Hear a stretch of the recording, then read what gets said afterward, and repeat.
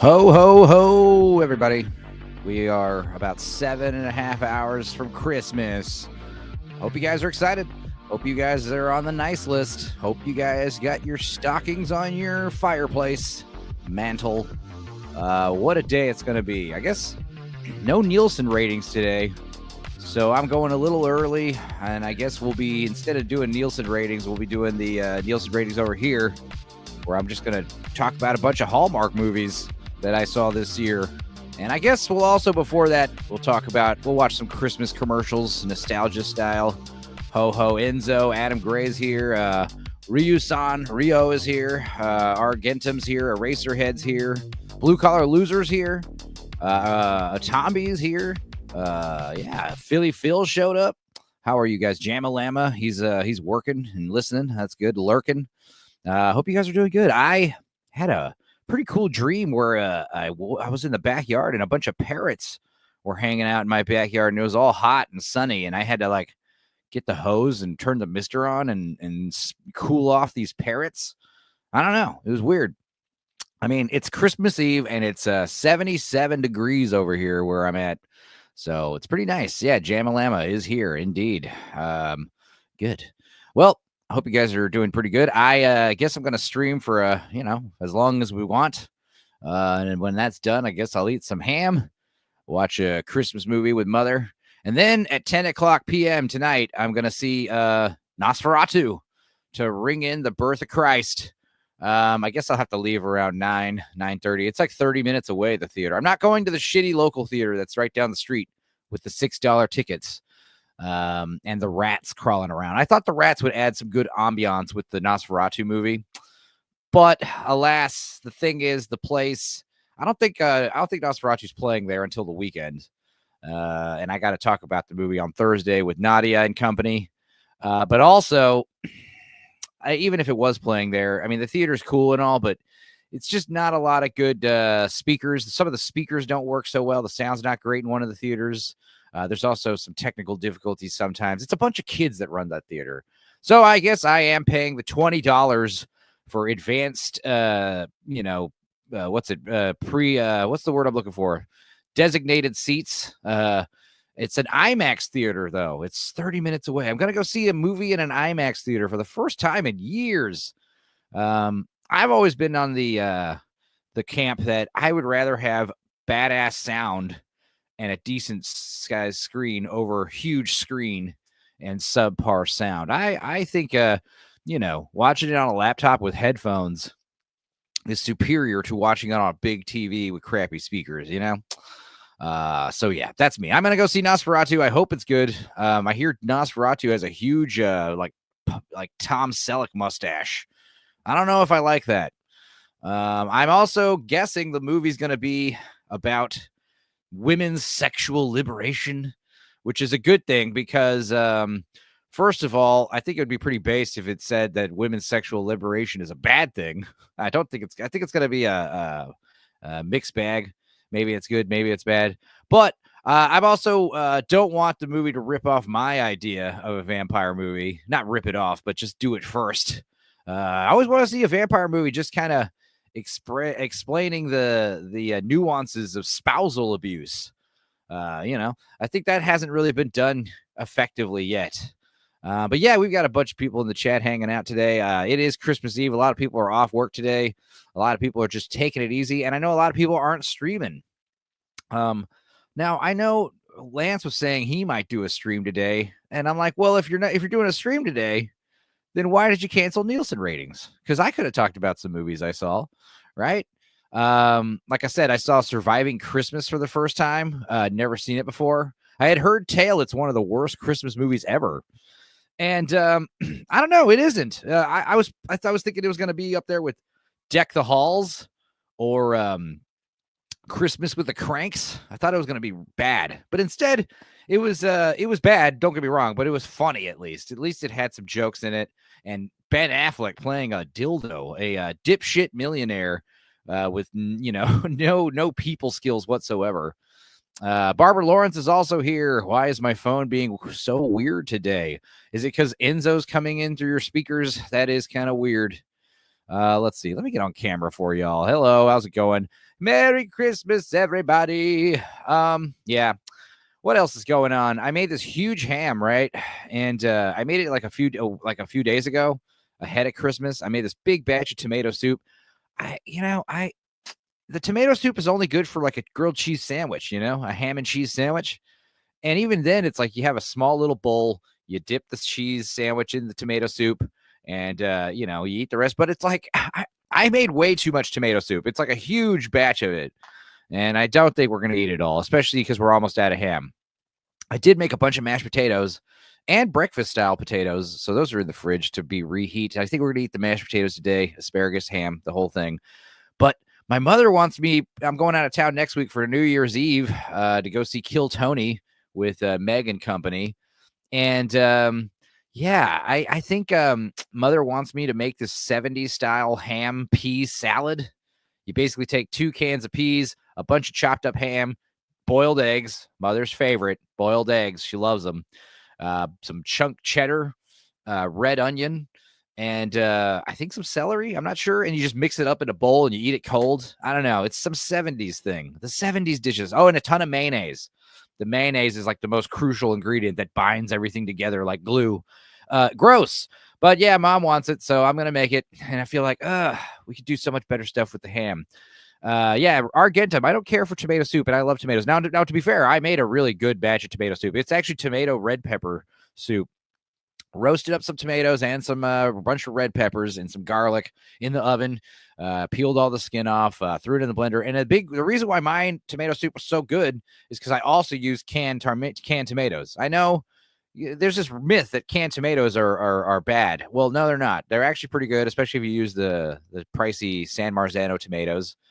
And also, I don't know, especially in the wintertime. Yeah, canned tomatoes. A lot of times, canned tomatoes are superior to fresh tomatoes in certain dishes.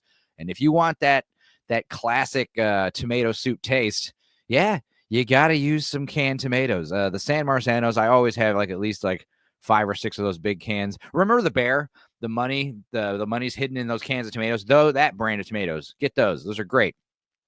Canned tomatoes are fine, especially those San Marzano. Yeah, they're next level. And yeah, tomato red pepper is different. It hits different. It's pretty good soup. And then you got to obviously finish it off, season it up, add some cream or milk, whatever. That's important. The force is mayo. It surrounds us, binds us together. Yeah, I'm excited. We'll see if mother enjoys her tomato soup today. San Marzano is amazing. Yep, they're those little eggplant looking tomatoes. They're very like the canned tomatoes of San Marzano are like $5 now, $6 or some shit. Yeah. So anyway, I guess let me let's share my screen. We're gonna talk about some nonsense. I guess anybody else doing anything fun for the holidays? Anybody traveling? Anybody doing anything neato? I think I'm just gonna be taking her easy. It's nice and windy right now. Always coming in clutch. The San Marzanos, Eraserhead says, "Yep, absolutely." Yesterday I did do a short little hour and a half stream talking about Redbeard, briefly summarizing the plot of Redbeard. It didn't really go too much in depth into the themes or anything. I just kind of wanted to explain to people why this is a good movie, and I hope I did. But I didn't get enough time to pay attention to the chat. Mr. Sparkles is here. Hello, dear. How are you? Glad to see you. I guess we're gonna talk about I don't know. Let's what should we do? Let's put on some stupid Christmas commercials while we're vamping here. I don't know what's gonna happen here. We might see some peen or some boobage. These are some 80s commercials. Adam Gray says, we have so much food. It's delicious. Barbara says, I'm going to be baking like a mofo later today. All right. Argentum says, making and eating food tomorrow, and that's probably it. Maybe watch Muppet Family Christmas. Mother wants to watch Christmas Story. Remember, do they still do this where they play it for 24 hours on TNT? Is TNT still even a thing? I don't know. Dominic is here. Uncle Dominic, I'm going to Deep Space Nine later. You motivated Dickie to watch it. Deep Space Nine is great. Star Trek. Eraserhead, hello, and Merry Christmas to anyone I missed. Yes, Christmas, handshakes, and eggnog all around. Love you too, Dominic. Hope you guys are doing good. Yeah, like I said, I think I'm going to go see Nosferatu. I think I'll probably leave around 9, get there at 9:30. get there early in case there's nonsense. And yeah, what's crazy about the movie is this is like about a week ago. I figured, well, if I'm not going to go to the local theater, I should get my ticket now. And I was thinking like Christmas Day, that's when it opens, right? And I saw the local theaters on Christmas Day about a week and a half advanced in early screenings. They're almost all sold out for this movie. I was like, holy shit, this is a big deal. And then I went and saw Christmas Eve. It was playing in a couple theaters, the big IMAX theater 30 minutes away. And I saw that there weren't a lot of seats taken for that one. So I went ahead and pulled the trigger, Christmas Eve. So I will report back and let you all know if it was good or not. I'm sure it's good. The question is it actually scary? Are they going to romanticize Dracula? I hope not. I hope it's gross and scary and disgusting and frightening. I don't want it to be, but I hear it is a Christmas movie, like legit. So that should be cool. Uncle Dickie is going to watch Redbeard. Yeah, cool. Good. Yeah. I think Angie would like it too. And Miss Sparkles says, sounds like an old man.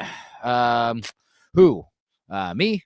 I don't know. Uncle Dickie is an old man, if that's what you're asking. And hello, everyone. Merry Christmas to all the moderators. I think I know you all. Yeah, I'm one of these guys where I just kind of wrench a lot of people. I just, especially in the early days of streaming, I would just wrench everybody because I always heard stories about, porn bots in the chat. Sometimes you'd get porn bots that show up and start spamming the chat with nonsense. And if you don't have an army of moderators, it could be bad.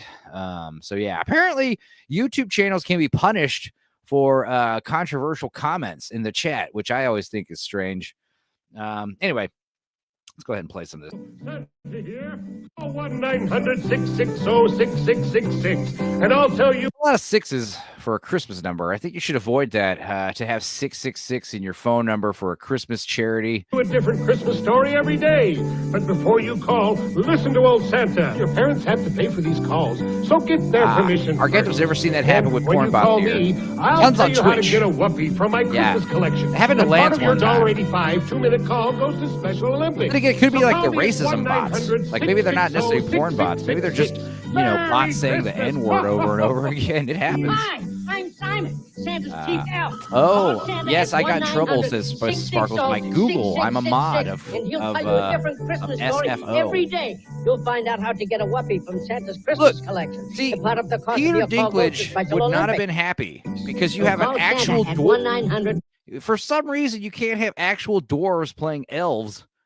Apparently, it is some form of persecution if you have a dwarf play an elf. So what's actually better is if we never hire elves or dwarves or midgets again. That's actually, according to Peter Dinklage, a much better mood. You can only have elves. You can only have dwarves play able-bodied normal people. So if you're casting like an action hero, it's actually better if you have a dwarf play him. But if you're casting roles for elves or strange little, woodland creature type characters, then you can't hire tiny people. That's, pretty strange. Apparently R2-D2, it should have been a child in the R2-D2 suit because putting a midget in there was offensive. Yeah. 660 F him, let them go broke. Well, I hope Peter Dinklage doesn't go broke, but I hope he's reduced to, lower middle class like the rest of us, I hope he just loses all of his millions. I'm Simon, Santa's chief elf. Santa's chief elf? Excuse me? Like, that's even worse. Hi, I'm Simon. Santa's chief elf. Oh, this is Santa, and I've got some exciting news for all you boys and girls. Call me at 1-900-909-2333, Maybe Mr. Dinklage shut the hell up. And I'll tell you a wonderful He's the Christmas leprechaun. story. I'll also tell you how to get one of these Christmas So puppies. Wicked was double bad. Yeah, child So labor call and a Santa at dwarf. 1-900-909-2233. It costs $2 for the first minute, 45 cents for each additional minute. So get your parents' permission first. Okay, Simon, we're off to our next stop. Merry Christmas. Santa's drunk, so he has to have someone else drive the sleigh for him. 2 snowy white horses pulled my sleigh, but the world grew larger and my sleigh Oh, he's the heavier. Leprechaun In the remake. blink of an eye, Damn. Thomas sailed in the sky, and that's how my reindeer came to be. I have a story just for you, but you'll ask your parents to Yeah. dial for So the you. reason why Santa's reindeer are all female is so they don't, you can't have mix. You can't have male and female. Otherwise, they'll start getting all, This year, Santa Claus has horny, a special message for all the pun kids in the intended. Northwest. Ask But your parents to call yeah, him now. you can't have them all be bucks either because, 1-976 they might snow. fight. So you have all of Santa's and reindeer are female. This is canonical. 7-Up. Remember when they tried to make these little 7-Up circles a thing? Like, hey, we're 7-Up. What should our mascot be? Because Sprite's already using like the lemons and limes. What should we do? Oh, well, we'll just have red dots that wear 7 little sunglasses.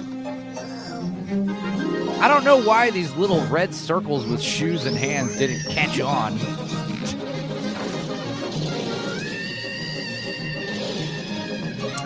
Hopefully works better than it did for Jurassic Park, says Art Bantam. And the 8 original reindeer were all females, says Keith. Yes, this is true. Adam Gray says the Spot. Yeah, they're their Spot. Now, I get it. I understand why they went with the Spot because, like we saw here. Let's go back a couple frames. Frame by frame. Guys, if you ever want to do frame by frame, it's the comma and the period button on your keyboard for YouTube. But yeah, I get it. There's a big red circle right here. So maybe we'll make that the mascot. It's so stupid. They are cute. I just don't understand. I think we could have thought of a better, like maybe the 7 dwarves or something. Something involving the 7, I think would be better. The red circle.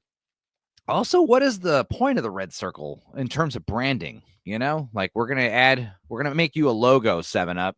And we're going to put a little red circle in there. Let's look this up. What is the deal with the 7-Up red circle? What is the history behind this red dot? The red dot in the 7-Up logo was the inspiration for the brand's mascot, Cool Spot. That was his name. Cool Spot was an anthropomorphic character who first appeared in 1987, and he started TV commercials and several video games in the 90s. He had video games? There was a 7-Up video game. You're right. Cool Spot Adventures. Ew. What is the deal? What is the reason that there's a 7-Up? The formula for 7-Up was developed as a unique blend of flavors that would appeal to a broad audience. We wanted to create something refreshingly different from the colas that it's basically Sprite. It's the competitor of Sprite, lemon citrus, lemon lime. So Charles Leeper Grigg was the inventor of 7-Up. Let's read this here. This is actually pretty interesting. Japan. Oh yeah, maybe it's a Japanese soda. I didn't even think of that. Charles Leeper Grigg was the inventor of 7-Up. He was an albino, or so the story goes. There aren't any color photos of Charles, any black or black, only black and white. And the story of how 7-Up came to be is funny in itself because no one can seem to agree on how it became known as 7-Up. Initially, Grigg called it bib label lithiated lemon lime soda. Yeah, you gotta shorten that. That's a terrible title. That won't even fit on a can. This didn't exactly roll off the tongue, so he went back to the drawing board. Some argue the brand got its distinctive name because 7-Up has 7 letters. Okay. Others that the beverage was originally sold in 7-ounce bottles. Okay, that makes more sense. Another theory is that Grigg saw cattle branded with a mark that resembled 7-Up. Reasoning that if the brand was distinctive enough to help a rancher identify his cattle, the soft drink inventor concluded it would only similarly work to help consumers remember this new lemon lime drink. However, the most likely reason is because 7-Up was the product of 7 ingredients in the original formulation: sugar, carbonated water, essences of lemon and lime oils, citric acid, sodium citrate, and lithium citrate. There's lithium in it? Once the company was rebranded, it needed, there's a typo here, a new logo, and there is where reality and urban legend intertwine. I did not know, guys, I didn't look this up ahead of time. This is me going off the cuff. I had no idea we were about to get a weird history lesson. Dominic said he almost choked when I said albino. Well, apparently he was. Barbara says, do you remember the commercial for 7-Up where the guy wore a t-shirt that said make 7 on the front and up yours on the back? I do remember that. That was the thing about the 90s, the late 90s, because of South Park. Everything had to be raunchy and funny and in your face, radical. Adam Gray says 7-Up is better than Sprite. I mean, maybe taste wise, but I don't think we could argue that Sprite is obviously a much bigger brand. That's possible. I do like 7-Up. I've always been a Squirt guy myself. Squirt's good. The grapefruit soda. So yeah, soda sucks as a Razorhead. Yeah, well, sometimes you need something to drink your whiskey with, and 7-Up is good. Whenever you're sick, we eat tomato soup or Campbell's chicken soup, and Sprite, 7-Up. Keith says, when I was a kid, there was a soda called Upper 10. Same thing. Wow. All right. Gary says, remember the Jamaican guy selling 7-Up in the 70s? I remember. I mean, I wasn't there, but I've seen the ads. And Jamalama says it needs more lithium. Yeah. Crisp and clean. Yeah, time to put the lithium back in 7-Up and the Coke back in Coca-Cola. I agree. Barbara also likes Squirt. Yes. They only ever had Sprite in the vending machines when I worked at Macy's. No 7-Up. Yeah, basically. Now, what's interesting, I don't think 7-Up is similar to Dr. Pepper, where it's kind of its own thing. Usually a vending machine at a restaurant or fast food place, it's either Coke brand drinks. So you got your Coca-Colas, your Sprites, your mug root beer. Those are all Coca-Cola. Or you have the Pepsi stuff, the Pepsi vending machines. Some places have Pepsi. That's your Pepsi, your Mountain Dew, your what else? A&W, I think. I don't know. But Dr. Pepper and Sprite are usually like rogue elements, Dr. Pepper and 7-Up. They're like more rogue elements, But Dr. Pepper's always finding his way on vending machines. People like Dr. Pepper, especially out here in Texas. And everyone does love a good squirt. That's true. Okay. So the myth that Charles Leeper Grigg was an albino appears to have no firm grounding in verified historical facts. Despite... wait. No. Oh, sorry. The narrative of Greg being an albino, despite lacking substantial evidence, was woven itself into the fabric of the 7-Up branding history. To understand how the story began and why doubts about its veracity persist, we must delve into both Grigg's background and the evolution of this peculiar story. Charles Grigg was born in 1868 in rural Missouri. His early life was spent growing up in a farming family where hard work was the way of life. However, Grigg exhibited a keen interest in science and entrepreneurship from a young age. His innate curiosity and ambition led him away from farming and into the bustling world of business. Well, especially if he was an albino. It's like, dude, I do not want to work on the fields. I'm albino. Please let me just tinker with the chemistry sets in my room. I don't want to be out in the sun. Sunblock isn't a thing yet. You had to cover yourself with mud back then, I guess. Let's see here.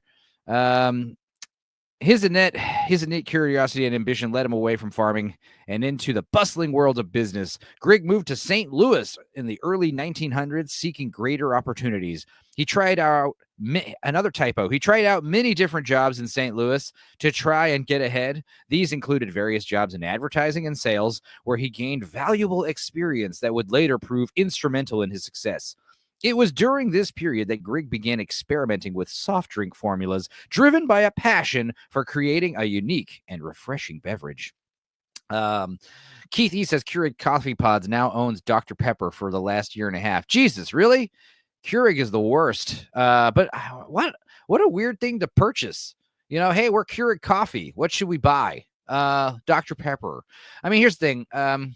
Dr. Pepper, especially the cane sugar soda, it's great. Basically, I've said this before. Dr. Pepper is root beer plus Coca-Cola. When you figure that out, it's like you cracked a code. You understand what it is. You're like, oh wow, okay. Pepsi was Slice. There you go, Slice. I remember Slice. Jama says they had these flavored Mexican sodas that were the best for them in the middle of fucking nowhere, Scorpio Bay, way down in Baja. Also, the best tortillas I ever had. Place didn't even have electricity 24/7. Dude, Mexican sodas are the best. They usually have like mango flavored sodas. They're called refrescos, right? You got the strawberry one, strawberry banana, usually apple soda, manzanita. Those are good. They're real good, especially, and they're usually not corn syrup either. They're usually cane sugar. Yeah, I'm pretty fucking close to albino, says Adam Gray. And Sammy's here. Merry Christmas, Sammy. Happy holidays. I think you're going to go see Nosferatu tomorrow morning. When did you get you back in that horror chat? Yeah. Jamma says, fuck, I hate having a typo in this long ass comments I tend to make for no reason. I could back up Adam's statement on albinoism. Oh, that's right, because he met him. That's right. Pathetically pale over here, says Eraserhead. I think it's because we're all just like shut-ins. That could be why we're pale. You guys got to go out and get some sun. It's good for you. Get that vitamin D.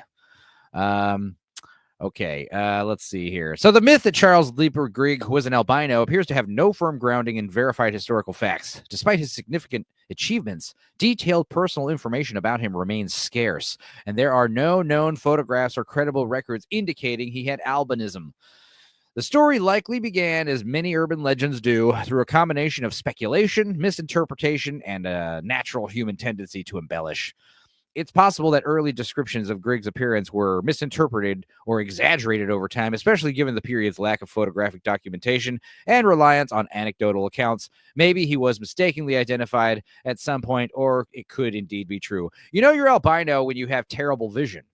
Usually albinos have albinism in their eyes. They have pale eyes, but apparently if you have pale eyes, albinism, most albinos are near blind. That is a fun fact. They all have bad, very poor vision. That is a common thing. Let's see. Jamma says, I can't remember the brand name, but grape, orange, strawberry. Damn, they were good. Yep. Yeah. Mexican sodas, man. Tomby, my brother, right back at you. Happy Christmas, says Tomby. Zigzag money went to Green Mountain Coffee, went to Keurig. That's the generation of 3. Zigzag? The rolling papers? Are you serious? Weird. What a weird batch of... Okay, so we own coffee, rolling papers, and Dr. Pepper. I guess it does kind of make sense, but now that I think about it. Okay. You know, there's a little connect the dots going on there. Okay, however, several factors contribute to the doubt surrounding this myth. Firstly, there is an absence of concrete evidence. No known photographs of Grigg depict him as an albino. Although all the pictures of Charles are in black and white, these pictures cannot categorically confirm or deny his albinism, leaving room for the story to gather momentum. It should be noted, however, that historical records from this time do not mention any such condition. The focus of available documentation is predominantly on his professional endeavors rather than personal characteristics, as it should be. When a meritocracy happens, you don't define people by their outside traits, right? You define them by what they do. It's what I do that defines me, says Batman, right? Let's see here. This leaves rooms for myths and to fill in the gaps. Secondly, the dissemination of the albino narrative seems to have gained traction more than repetition from the fact. In the digital age, misinformation. Oh, God, is this what we're going to get into? Scolding us about misinformation? It can spread rapidly, often with little scrutiny. A single erroneous comment, if repeated enough times, can start to seem like truth. And this phenomenon likely played a role in cementing the albino myth around Grigg. Well, what if he actually was albino? I mean, you know... Why are we trying to take accomplishments away from the albino sect of people? You know, albinos don't really have a whole lot of heroes, you know? This is like coming out and saying, you know, like who's a famous Indian person? This is like, oh, Gandhi, he actually wasn't Indian. So sorry, Indians, you know, you don't get to have him. You know, give the albinos Grigg from 7-Up, all right? Just let them have their money, their moment. Sorry, I'm like reading and talking at the same time. So before he became a notable figure in the beverage industry, Charles Lieber Grigg worked in advertising and sales. You said this already. His early career was marked by a series of efforts in the soft drink market where he experimented with various formulas and flavors. And by 1919, Charles Lieber Grigg was working as a salesman for a manufacturing company owned by Vess Jones. It was there that Grigg invented and marketed his first soft drink called Whistle. The success of the drink led to the promotion to the position of sales and marketing manager. However, eventually, he settled at the Warner Jenkinson Company, developing flavoring agents for soft drinks. It was at this time that Grigg invented his second soft drink, an orange-flavored beverage with 14% sugar named Howdy. So he made a drink called Whistle and Howdy.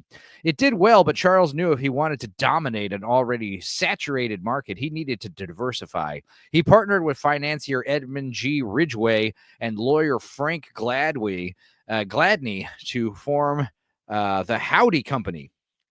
In 1920, he moved to St. Louis, Missouri, and began working on a lemon and lime soda, which he eventually introduced as bib label lithiated lemon lime soda. This is the fucking funniest name ever. In 1929, he went from whistle to howdy to bib label lithiated lemon lime soda. Sorry to say that 5 times fast. Hi, can I get the bib label lithiated lemon lime soda, please? Diet.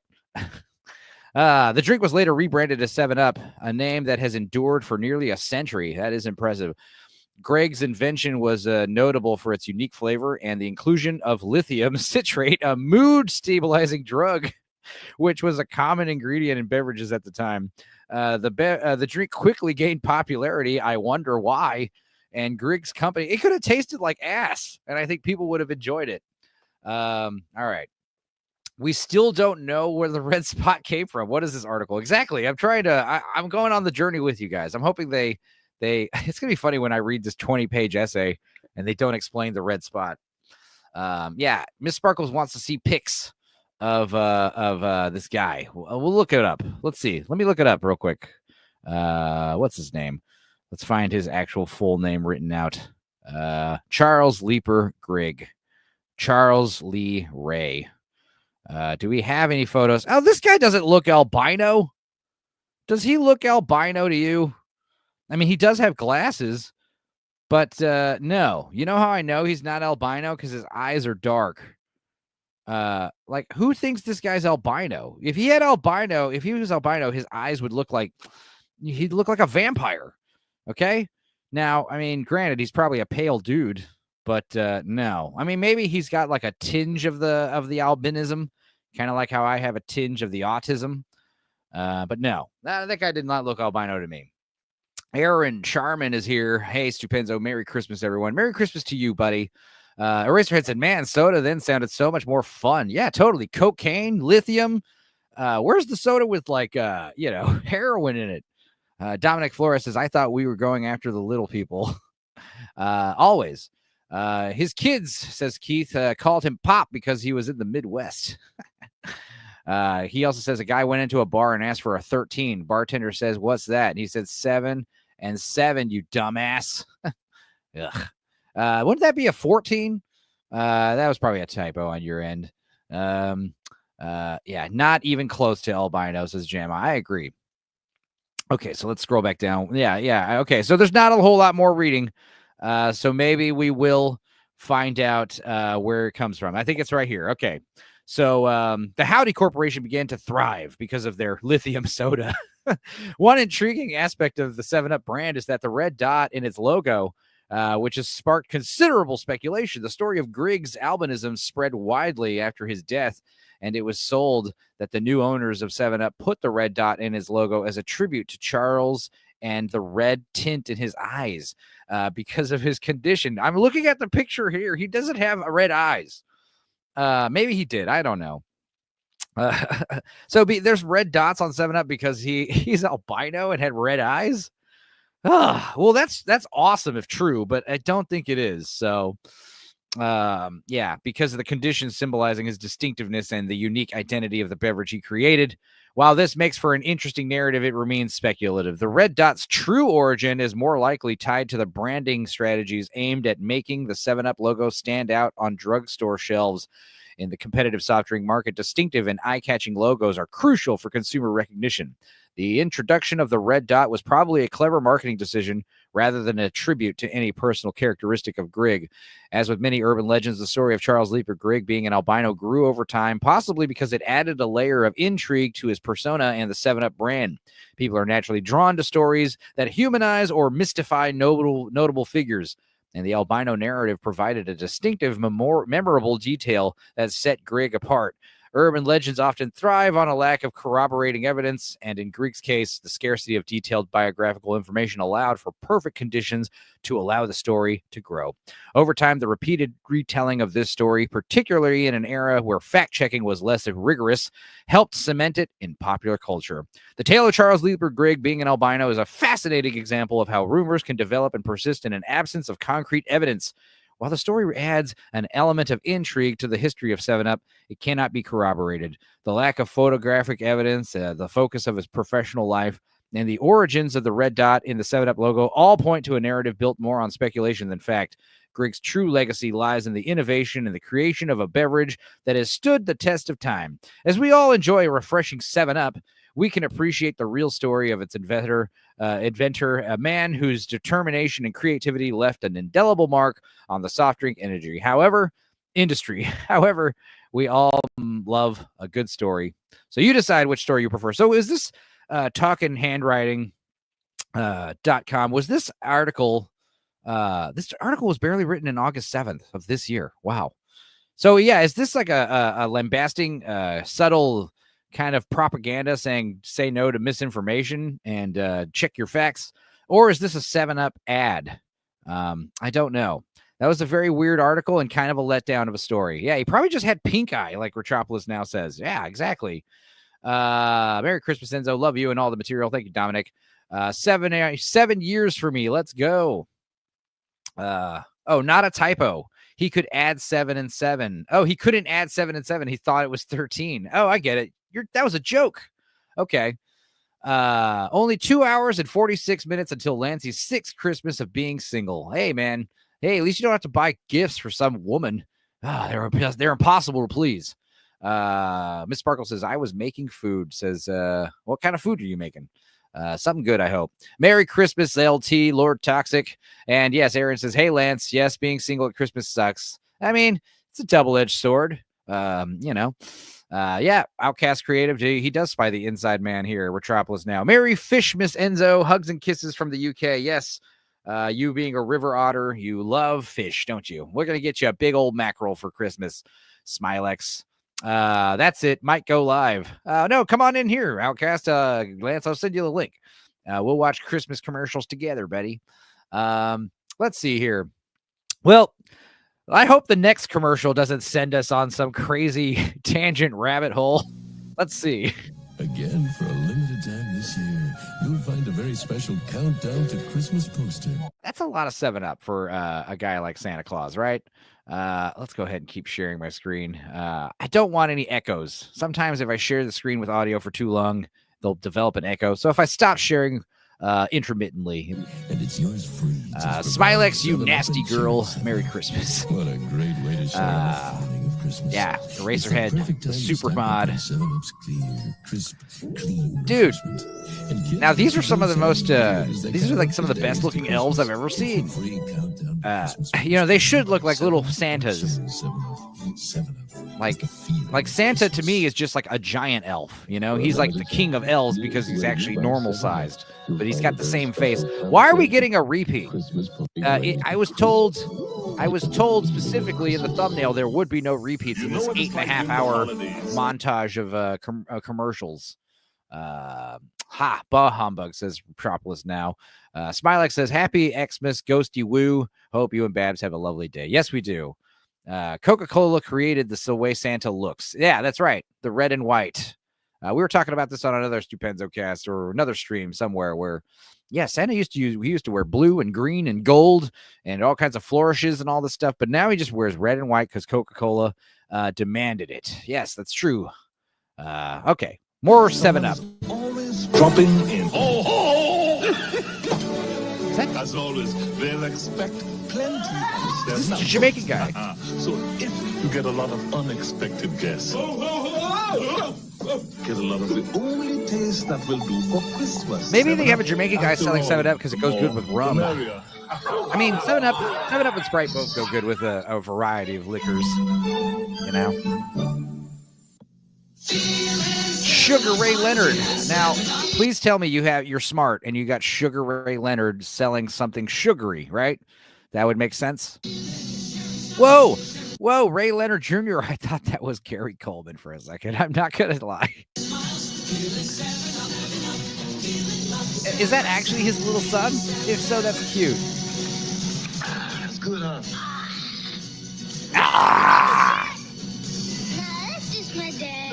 Oh, look at that. How sweet. When you start a party with 7-Up, there was a stalker woman who came for her man through the chimney. I believe it. Stores. Is he selling penile dysfunction tablets? Maybe. So at least we have a new elf ad. The elves toil in the mines when Santa demands that they like. Are the elves slaves? That was always a question I had.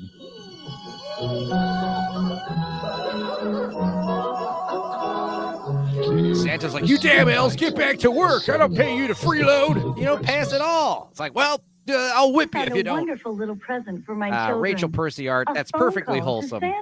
Santa's enslaving the elves?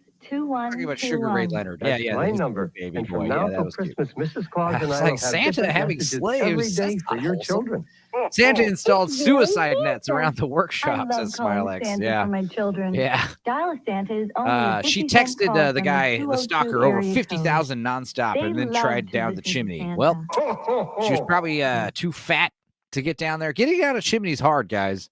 That's why one of the things I did like about that stupid Red One movie was they do showcase like how Santa does it. And a big part of it is shrinking and growing.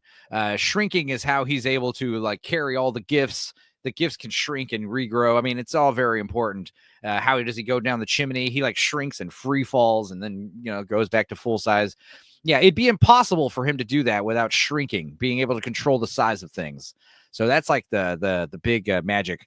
Another thing I loved, there was like a picture I saw where it's basically the Santa is like a alien mothership, the sled, and out of the mothership UFO comes like a bunch of like tentacles, and at the end of each tentacle is like a Santa appearing creature that holds gifts. And basically this is how you get multiple Santas in multiple houses at once. So he like does a whole block at once. The tentacles go down multiple chimneys at a time. And then, the tentacles come back up and yeah. So kind of like how, the little turtle has like the little worm on the tip of his tongue. These tentacles have like a little holly jolly fat man on the tip of the tentacle. Rachel Percy says, hey, he was keeping them warm and gave them endless hot chocolate. Don't believe the lying elf activists. Yeah, exactly. Yeah, that is scary. Santa is scary, guys. I've always said Santa's a creepy guy. I posted this just now on Twitter. Santa knows when you're awake, guys. Okay. He's a nocturnal creature of the North Pole. He lives in a barren, ice cold desert. Like, what does he eat? How does he sustain life? Santa is not of the human realm. He's not a human being. He's not from the realm of the living, whatever he is. He's some kind of creature or deity, Santa. So yeah, be warned. And the fact that he knows when you're awake, knows when you're sleeping, he knows when you've been bad or good. Like this is there's something creepy going on there. Anti-derivative Jill is here. Hey, listening a bit while I drive. Merry Christmas Eve. You too, Jill. Enjoy your lovely Tuesday afternoon before the holidays. And yes, thanks for joining us, all of us. Keith says, I thought Santa rescued them from some island, and that's why they worked for him. Well, at a certain point, like how many years of Christmas until we've worked off the favor, hey guys, that's like me, like, hey, like pulling a favor for someone, like a huge favor. Like, let's say I saved Keith from a car crash, like a car's about to hit him and I moved him out of the way. And he's like, dude, thank you so much. What do I do to repay you? Well, you're going to live in my workshop for the rest of your life. And I'll give you free room and board, obviously. But yeah, you're going to basically be making toys for how long? Until you die. I don't think that's fair. I think maybe 1 year of working in the workshop would have been enough to be even. Santa eats cookies and milk, 7 million of them. They keep going. No, 7 million. Hell no. It's more like, let's say every household leaves him 3 cookies. Just in America, that would be 2.1 billion cookies. Okay. There's 300 million people in here. I'm thinking of people. So households, like how many households is that? I mean, that's easily 700 million cookies, easily, that just in the United States. So God, that's a lot. Now, assuming most people don't, let's say only 1 out of every 20 households in the world leaves 1 cookie for Santa, then maybe the 10 million range. You can't even visualize what 10 million cookies looks like.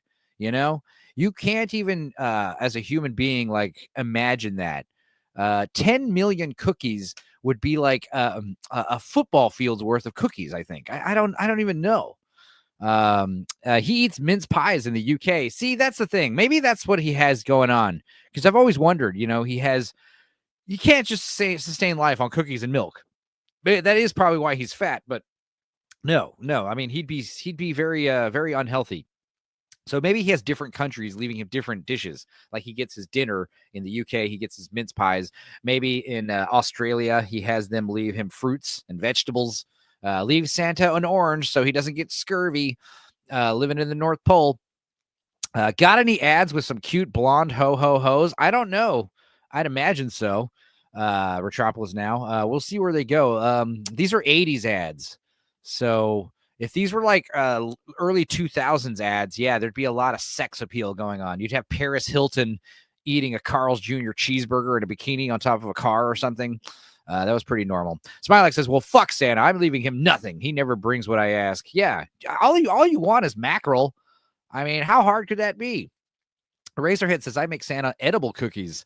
Well, I'd hope so. Most cookies should be edible. Oh, I see what you're saying. You're putting the weed in them. I gotcha. Smilek says, I ask for one thing, Emily Booth in lingerie, and he hasn't even gotten clothes.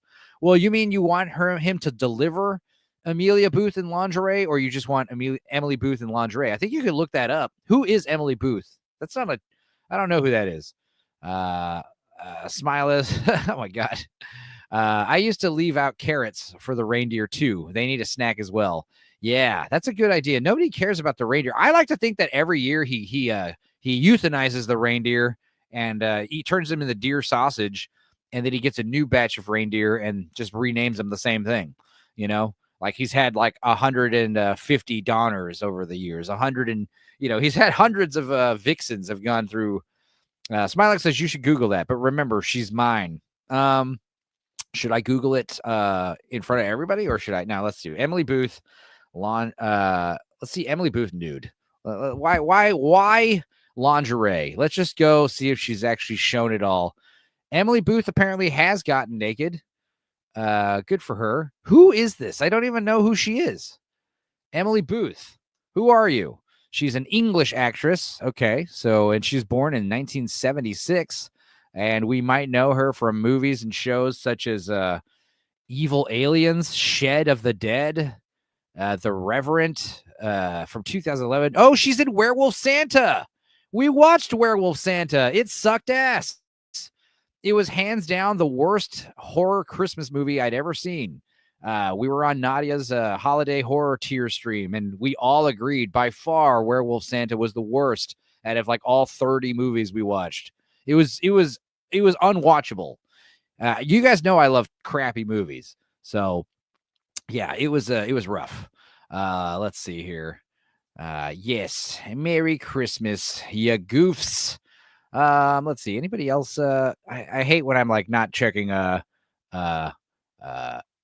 the messages and I realize someone's like, send me the link or whatever. Keithy, Santa would be good. A good wingman. He knows who all the bad girls are. Yeah. Also, I mean, if Santa tells you, hey, hey, honey, that guy Enzo over there, he's a homie of mine. I think that right there is like, dude, she'd be talking about her parents with the new boyfriend. Oh, I met this awesome guy. He's friends with Santa. The parents would be like, really? It's like, yeah, he's not a doctor or anything. He's broke. He don't have no car. He smokes a ton of pot, plays video games all day. They're like, oh dear, this is terrible. Oh, but he's friends with Santa. He's best friends with Santa. Whoa. Well, perhaps I've judged him too soon. Smilek says, I only think about her 17 times a day. It's not an obsession. And when did you first discover?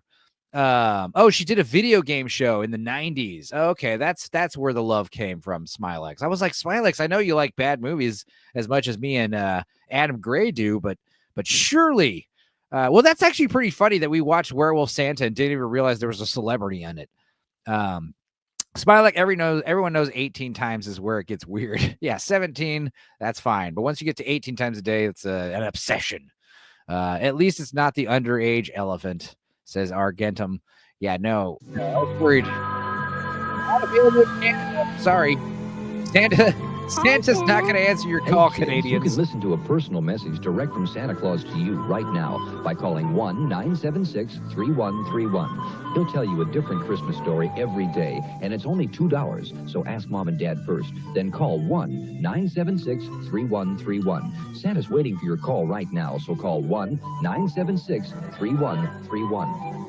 Dude, that'd be a pretty cool job to sit by a phone and have random children calling you, and you just got to put on the Santa voice and tell them a new Christmas story every day. Now, the question is, if I call 2 times in a day, am I going to get the same story? Does he have like one story for each day, like 31 stories for all days of December? Now, they have this with Google. Santa feels the same way about Canadians as he does about Jewish people. Yeah, that was my favorite part of Santa's Sleigh with Goldberg, which me and Uninspired Reviewer watched last year. You can see the We Watch commentary for it. But yeah, there's a part where he runs into some Orthodox Jewish guys on a corner, and he just like looks at them like he hates them. He like shoulder bumps one of them, I think, and he like gives him like the slant eye. And then he goes into a Jewish deli, which Saul Rubinek is starring. He's behind the deli. Famous Jewish actor, the guy who played the Joel Silver parody in True Romance. He gets stabbed in the throat with one of those menorahs. So that's pretty awesome. I mean, not awesome. It was just funny. So yeah. Oh, it's pre-recorded, says Miss Sparkles. Well, still, that's also a good gig where you get paid probably a fat dollar to give 31 pre-recorded stories to some company. In which, but no, see, if it's pre-recorded, that sucks. You know, I want to talk to Santa. I want Santa on the phone. Hello, little boy. What's your name? Enzo? Oh, Enzo, let me tell you a story. If it's just like, hello, you have called the automated Santa story time. I am going to tell you a story. I wouldn't like that. That would be a ripoff. That would be lame. Ho, ho, ho! Santa's here with a very special present. It sounded like it said Sandra. And meet Candy Claus, the Christmas seal child. Hi, I'm Candy Claus. Call me now and travel on an exciting Does Santa have an trip all OnlyFans around the asking for an world, elf? gathering toys for Santa. Mrs. Claus does, I bet. You might see Santa in a couple of her videos. Happy Ew. Association. So dial now. We're waiting for you. $2 per call. Kids, check with your parents. 614-976-KIDS. That's like what is the 614 area code? Like, who is answering those phones? Because I understand when it's like a 1-800-1900 number. 617 area code is Boston. Okay. Boston, Cambridge, Newton, Quincy, Brooklyn, Belmont, Chelsea, and Everett. Wow, that's a lot. It's like Boston, Massachusetts area and the surrounding communities. So some guy in Boston is leaving messages to little kids. That's interesting. Gift event. Lowest price guaranteed. This Toshiba remote VHS VCR. $299. This is creepy. This 20-inch Sony Color TV. The whole stream or just that one commercial we watched? 100-watt steneo rack system. Argentum says, my dad used to call from his office at work pretending to be Santa to talk to me and my sister. Before the days of area codes, or sorry, caller ID. ANS. Charge it. Use your ANS card or the American Express card. Terrific. Thursday on CBS. What's Christmas? Discover the meaning of the season with the ultimate Christmas movie. Join George C. Scott Humbug. and the Equalizer's Edward Woodward as holiday spirits teach a miserly Scrooge a lesson of the heart. God bless us all. And God bless us all. A Christmas Carol, Thursday on CBS. What's Christmas? Discover the meaning of the season with the ultimate Christmas movie. Join George C. Scott and the ultimate Christmas. Edward Woodward as holiday spirits teach a miserly Scrooge a lesson of the heart. Oh, Bless us all. dude, Tiny Tim. Tiny Tim is on death's door right here. That kid does not look good. I don't think the Christmas goose is gonna save him. He needs to go to a doctor right now. But yeah, this is actually pretty hilarious. I saw this morning, and I don't know if you guys saw this too, but this is one of those videos we're going to watch till the end. It's very funny. Say Merry Christmas, Santa. Merry Christmas, Lucy. To my bells. There's my bell. Merry Christmas. Ask Santa if he found the elf. Did you find the elf? I did. Ask Santa if you should leave him cookies tonight. You want to leave I him cookies love tonight? cookies. Can you leave Santa cookies and milk? Santa wants chocolate milk. Do you do that? Yeah. Say Okay. bye, Santa. Bye, Santa. Bye. Merry Christmas. Merry Christmas. See you tomorrow. Ho, ho, ho. I think that was Bob. I think that was Bob. Who's Bob? Bob. That was Bob. I think that was Bob. I think that was Bob. That kid was so... Oh, that kid just knew, you know? It's like, you think I'm stupid, huh, Bob? You think I don't recognize my own neighbor? Yeah. A Christmas Carol, Thursday. On CBS. Come celebrate the season How with many the ads are we ultimate gonna see for Christmas this fucking story. thing? Join George C. Scott and... All right, we're skipping it. In this modern age, too many people have lost sight. Yeah, Christmas Story on repeat, nonstop, 24 hours on TNT, only on Christmas Day. In the spirit of the original, traditional American I think that was Bob. MGM presents the movie that sends up Santa Claus. Shut up, Ralphie. Another thing about this movie, as much as we love Christmas Story, I was talking about Redbeard yesterday, how that does not feel like a 60s movie. It feels like a 40s movie. Yeah, Christmas Story does not feel like a mid-80s movie. It is it feels like a early 70s movie, you know? Next, it's musical magic with those California raisins. Oh, God. Argentum says, when my dad dressed as Santa at a party I was at when I was 5, I walked up to him and said, Dad? And almost ruined it for the other kids. No one told me it was him. I just recognized him. Yeah, you know your dad. Ooh, I loved Redbeard. Cheers for the recommendation, Enzo. Oh, thank you, Smilex. Yes, I did tell you to watch that one. Did you find it a good Christmas movie? I always talk about some good unorthodox ones. And yeah, that one definitely exemplifies the themes of Christmas, I thought. Caroling camels, waltzing walruses, and Herb & Rex on the all-new Claymation Christmas celebration. I think that was Bob needs to be a thing. Yeah, totally. Any minute. It's those sensational California raisins in the Like anytime I smell bullshit in the future, I'm just gonna be like, I think that was Bob. That's what I'm gonna winning Claymation Christmas celebration. Next. 25 years ago, he left his family. My father, the hobo. Now, My Father, the Hobo. Is that the name of the movie? I hope so. You're so unwilling to talk about the past. For one special day. You just remember this: when it's time for you to leave, you're the one who's going to have to face your grandchildren. Yeah, Smilex. Even the music has a Christmas vibe. Loved it. Thank you, Smilex. I loved it too. I'm glad you liked it. Tuesday. I have uncovered possible Jake and the Fat foul play. Man. The holiday Oh my spirit God. of hobo. Everyone practices it in their own way. Put it down. I swear I'll kill it. I hate these holidays. Some with more goodwill than others. Back off. Adam, remember when Randy Quaid on Freaked? Oh, and I suppose Jake and the Fat Man was just a fluke. Jake and the Fat Man. Tuesday at 9, 8 Central and Mountain on CBS. Oh, yeah. Rachel Percy. I used to have all the California raisins. I probably still do. What do you mean? Like all the merchandise or just like the 3 of them? I had a refrigerator magnet growing up that was like a chair. I think we still got it on the fridge inside, actually. It's a little chair. It's like a couch. And then the 3 little California raisins like sit on the couch. No, those are the couch potatoes, but it was similar. It was similar to that. The clay guys would freak me out, says Miss Sparkles. He's just big boned, the fat man. Yeah, Jake and the big bone man didn't really roll off the tongue that well. Someone stole Santa Claus. Come on, let's go look into this. It may take a small detective to track the big guy down, and a mouse and mystery and me next. Whoa, we need to find that.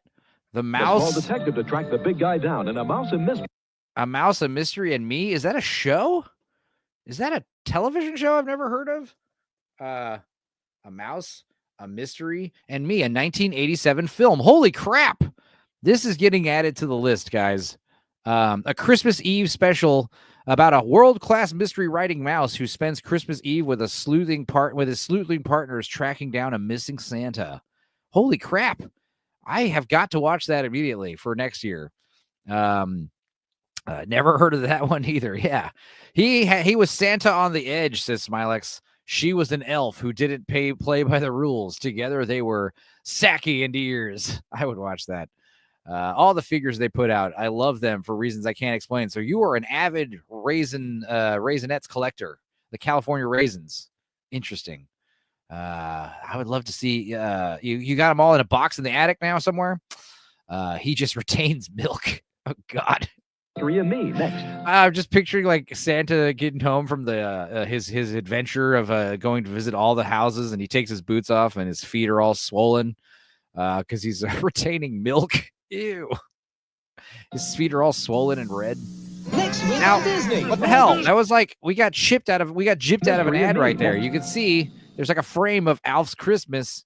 You guys, I wanted to watch Alf's Christmas, but that was that did get a copyright claim. Even though it's allowed on YouTube, I wouldn't have been able to stream it. Next week on Disney. There's no business like snow business. Celebrate Christmas Eve with the Muppets. Okay. And all their friends. Your Fraggles. I'll say. It's a Sesame Street gang. It's a Muppet family Whoa! Christmas. This is like when the X-Men meet the Avengers, when the Sesame Street and the Muppets cross over. Fraggles. I'll say.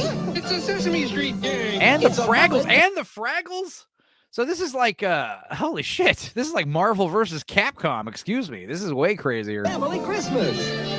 Kilometers are falling sharply. Oh no! Can I come in and warm up? Could foul play be afoot? Very dangerous for turkeys around here. Look at this. Celebrate Christmas Eve with the Muppets.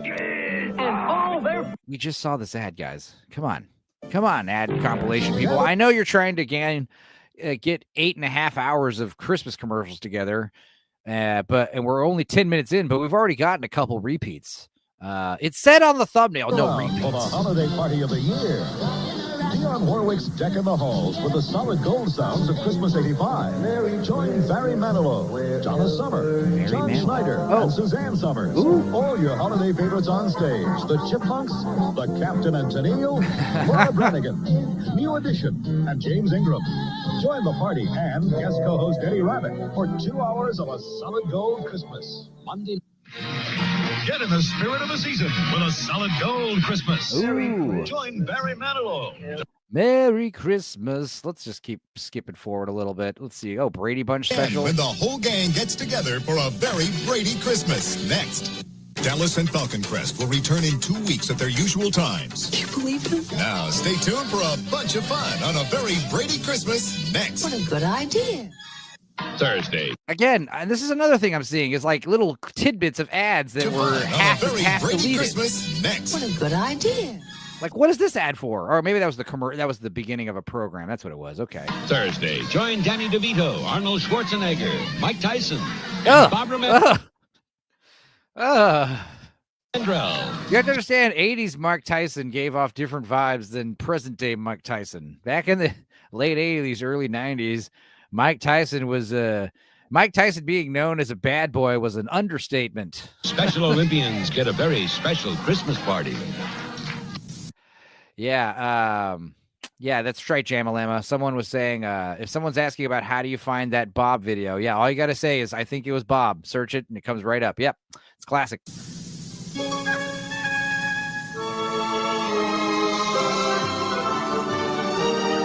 Ooh, Flan, a bell, a square, a cube, another cube, a tree. Wow, that was trippy.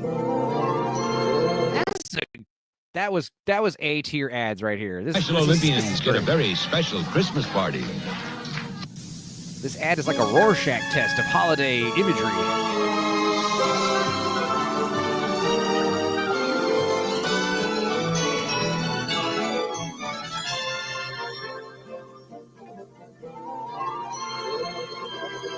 Wow. Smilex says, I bet Adam could take Mike Tyson. Yeah, definitely. Santa didn't have toes. He was lactose intolerant. Oh my God. Yeah, he probably lost them years and years ago, centuries ago from frostbite. Yeah, imagine if Santa is just was like some frostbitten giant elf. That's what I think he is, with like magical, omnipotent powers. Yeah, he's actually, the more you think about it, the more terrifying Santa becomes, what does it say? Hide current comment. Oh, there's a button right there for that. I didn't realize that. I bet Santa has gout. Yeah, probably. It's a life of luxury. It's too much rich foods, like in that Redbeard movie. You got that shogunate guy who's just that rich guy who's all fat and lazy. It's like all he does. I mean, Santa does a lot of work. I'm sure he burns off those calories. We leave him sherry and mince pies in the UK, says Smilex. Yeah, that's interesting. Mince pies. I take Mike Tyson to dinner, says Adam, to a nice dinner and a movie. What movie? Let Mike decide. Holiday greetings. Come on. As your Saturday morning favorites, send you the warmest greetings for the holiday season. From Bugs Bunny, the Ewoks, C-3PO, and R2-D2, Scooby-Doo, the Superpowers team, and wow. the Littles. What a hodgepodge of characters. Warner Brother owned all of them. No, 20th Century Fox is Star Wars. Ho, ho, ho. Merry Christmas to all! ABC Sports presents back-to-back Christmas cheer. First, top college seniors meet in the Kelly Tire Blue Gray All-Star Football Classic. Then, the Eagle Aloha Bowl. Are we doing Wang Chung in the background? Everybody have fun tonight. Everybody Wang Chung tonight. Across the nation, around the world. I want to sing that song now. It's a good song. Emmett Smith and the Florida Gators. All next on ABC Sports. I drive 1,000,000 miles. At Abdallas, you'll find the perfect holiday gift for the man who demands style and appreciates the unmistakable. He demands style. You understand? Your dad's going to demand style or beat the shit out of you if you fail. You'll find the perfect holiday gift for the man who demands style and appreciates the unmistakable mark of quality. Classic gifts that will fit his casual or elegant moods. A luxurious sweater of the finest lamb's wool. Or a handsome sport coat with the soft touch like suede that is sure to make him all smiles. Are ours to help you select a dress shirt and a coordinating tie. Whatever you choose from Abdallas this holiday season, you'll be giving the favorite gift. Abdallas. Presenting the holiday catalog from Abraham and Strauss. So now we're at the department store ads. Boo. Jalen Emma says, my dad had season tickets to the Rose Bowl for years. Those cheerleaders. Yeah. I was working at one of Austin's biggest Tex-Mex restaurants. I was 19, year 2005. I was working at Matt's El Rancho, which is like this gigantic Tex-Mex place. They had like 5 different rooms. It has 4 huge dining rooms and a huge patio and a bar. I think altogether, I think 1,000 people could sit there at once. And when that place is busy, it sucks. And it's especially busy on UT games, because a lot of the Longhorn University of Texas Foundation members go there. They all wear burnt orange for game day, and they all just bring all their stupid kids and their trophy wives. And, this is the kind of restaurant where it's like, oh, you table for 4, that'll be an hour wait. Okay. You give them a buzzer, and then they just go to the bar. So the bar is beyond capacity, like fire code violations, and everyone's just around the TVs watching the UT games. Well, that was the year that the UT won the Rose Bowl. They were the national champions that year.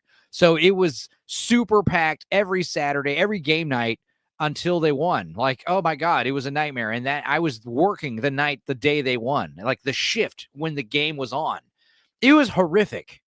It was like I worked at a pizza place before that. It was a tiny, quaint little pizza place with really good pizza. I worked there for a year, stopped working there. I'm like, I'm going to work at another awesome local restaurant. I worked at Matt's El Rancho for a year, and I said after that, I'm never working in a restaurant again. Like, it was like such like night and day between those two places. Retropolis says, we leave a bishop's finger and boiled egg. What is a bishop's finger? That sounds good. Or terrible. If it's English, it could be both.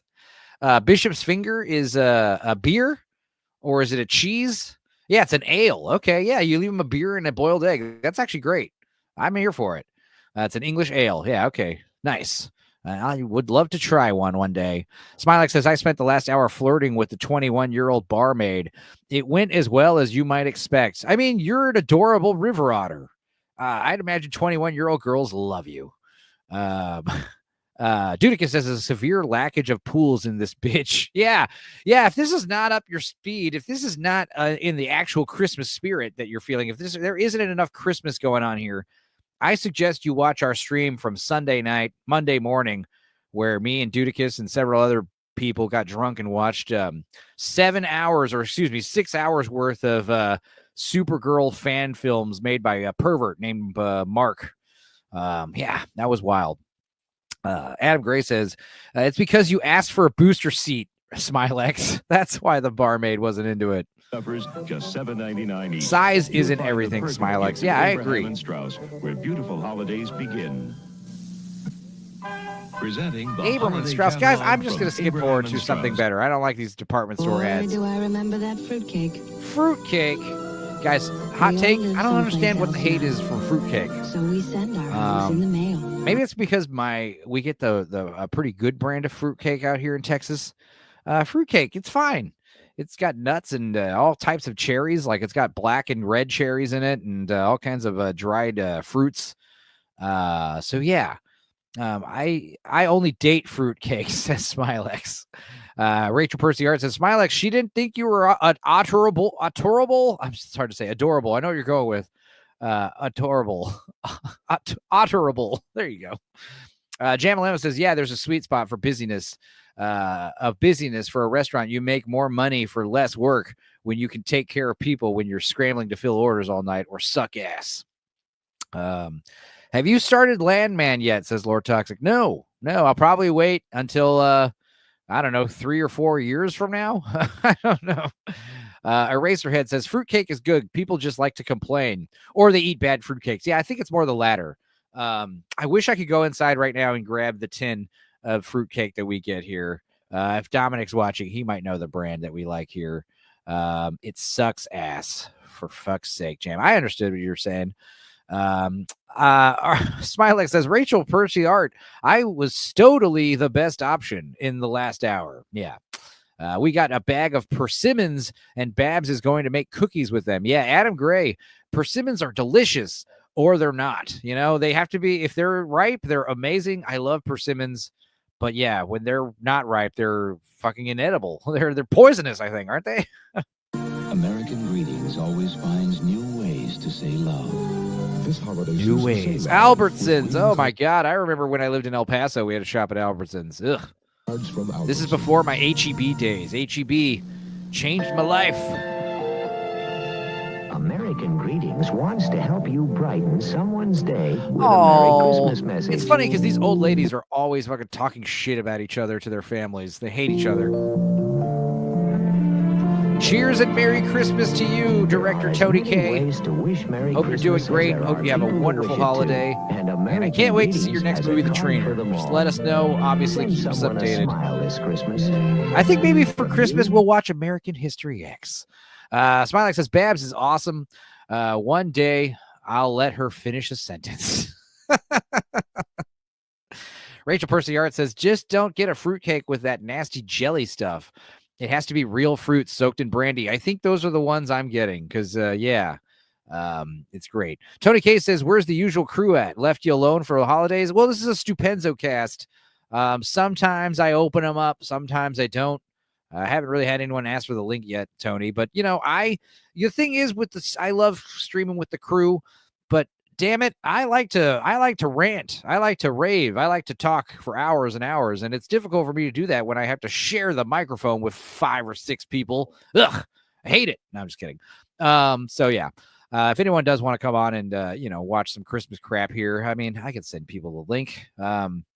We are going to start at some point. I will start breaking down the Hallmark Christmas movies I watch. Maybe we'll do that now. Before people start coming on, because let's see here. I did watch, as you guys know, a bit of Hallmark Christmas movies because we had a Countdown to Christmas 2024 this year, which was a big deal. In fact, let me see if I can pull up this here Christmas movies, Countdown to Christmas. Countdown. Let's see here. There's a picture. Here we go. Now, I did watch more than just these movies, and I didn't watch all the movies on this list, but there are a few. Let's see here. All right. Now, this has been going on since October 18th. Okay. So let's see here. Let's start. I don't know. I have a playlist of trailers here. Maybe it's better if I just search them. Yeah. So first we have 'Twas the Date Before Christmas. And I think I did watch this one. That's the thing, is it's going to be difficult to remember if I saw this or not. I think I did watch this one. Let's watch the commercial here. Let's turn this up. Bring this over here. 'Twas the Date Before Christmas. Let's see if I watch this. I don't even remember. This is how it's going to be. Oh, countdown to Christmas. Now a sneak peek at 'Twas the Date Before Christmas. I didn't tell them that you were my boyfriend, but I did fail to mention that you were my blind date. Cool. It's fine. No. It's funny, actually. Is it? Because it kind of seems like a lie. Well, it is a little. It's a tiny wee one, but with very, very good intentions behind it. Okay, they literally almost. Oh, this is not even a commercial. This is a sneak peek. Literally no way that's true. I don't like I that. thought you were an easy breeze. I want a trailer, Give me a trailer. Here we go. You are planning a blind date. I did not Christmas? see this one. Don't worry about a thing, Brian. Everyone's so excited to meet you. I'm pretty sure I didn't see this one, so we're skipping it. Sorry, guys. Sorry for the confusion. Blue Collar Losers here. He's not joking. No, I'm not. Yeah. Let's see. Yes, the Outers here trying to find out a damn mistletoe driving around listening to Enzo. Why? You don't need the mistletoe to get a kiss this year, Blue Collar, if you got a lady friend, just grab a random plant and call it a mistletoe. Yeah, I don't know. Oh, you're trying to find a special novelty mistletoe belt buckle. That's what you're doing. I see what you're doing, you little son of a gun. Holiday Crashers. I don't think I watched that one. Did I watch Scouting for Christmas? I'm already off to a bad start. I did not watch Scouting for Christmas. I watched a huge list of them. Operation Nutcracker, I definitely watched. So let's get into this one. Operation Nutcracker. Here we go. Preview. Yeah, preview. We want the previews, not the sneak peeks. That's correct. Here we go. Let's do this over here. Countdown to Christmas. Is each one of these going to have a special? Okay. Next. You don't believe what they say about the Nutcracker, do you? A nutty mix-up. That leads you to your fate? Oh, that one's yours. Can crack open your heart. Take a chance. Oh, yeah, that was a great part about this one. So she meets the guy, and he's got this ridiculous crepe beard from a theater production on, and because he was living in the tundra or something. I remember the plot of this one. It was this woman is some kind of let's see if the trailer tells us. Can crack open your heart. Take a chance. Operation Nutcracker. Yeah. On Hallmark Channel. Oh, it doesn't even tell us, does it? What the hell? It's 20 seconds of the commercial, and then the last 15 seconds is just this bullshit. And this is from Hallmark, the Hallmark Channel. Man, wow. Yeah, Lord Toxic's right, Blue Collar. Just find out what cologne her father wore and buy that.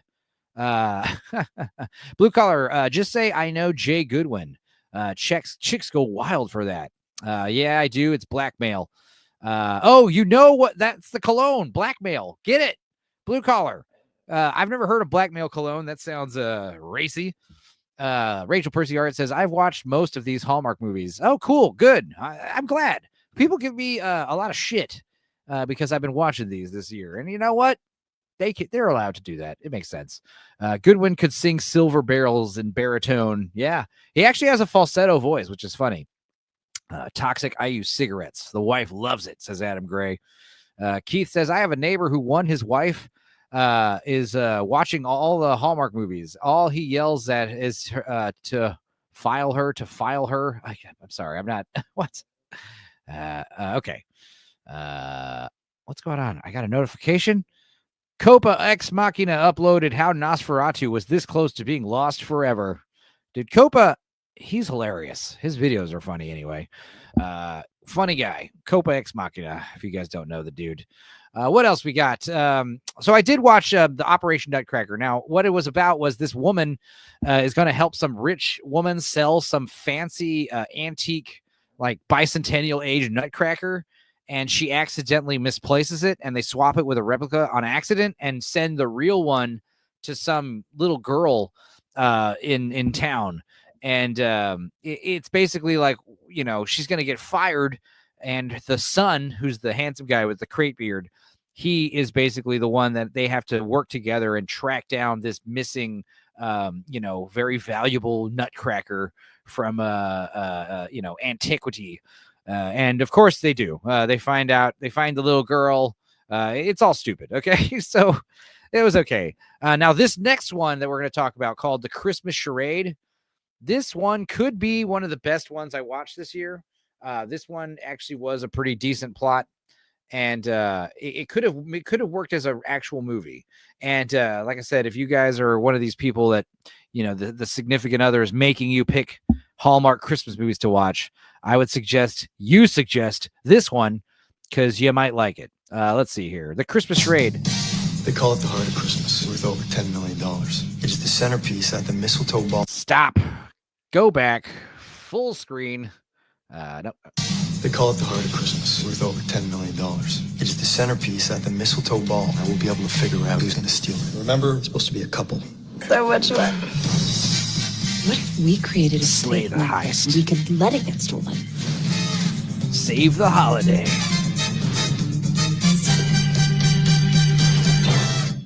She is bold. Gotta give her that. The Christmas Charade. All news. I like how these YouTube commercials for Hallmark have hard-coded subs in them. Like these subtitles are part of the video. So what's interesting is this movie, they don't really talk about the actual hook for this movie. This lady is a fidgety, paranoid, OCD librarian who lives, she's very, she's a worrywart, she's a librarian, and she's going on a blind date with a guy. And due to a mix-up, this FBI agent is doing this, this sting operation where they're going to go try to bait a pair of some jewelry thieves. Fine art thieves. They're thieves. He's going to bait them into stealing this very expensive necklace. And he's got a partner that he's also supposed to meet, another undercover FBI agent. Now, this makes no sense why they wouldn't have met previously to work this out. But basically, like, the two FBI agents are supposed to meet at the same time that they are meeting the couple who are running this, gala. And so again, they would make no sense. And what happens is this lady is looking for a blind date, and he happens to be wearing the same sweater that this FBI agent is wearing. So she's looking for a guy in a green sweater or whatever. And she sits at the table, and the FBI agent's like, "Who the hell are you?" I think they figure out very quickly that she's not the FBI agent. And then the Marks show up. So they meet this girl, and she is the girlfriend, according to them.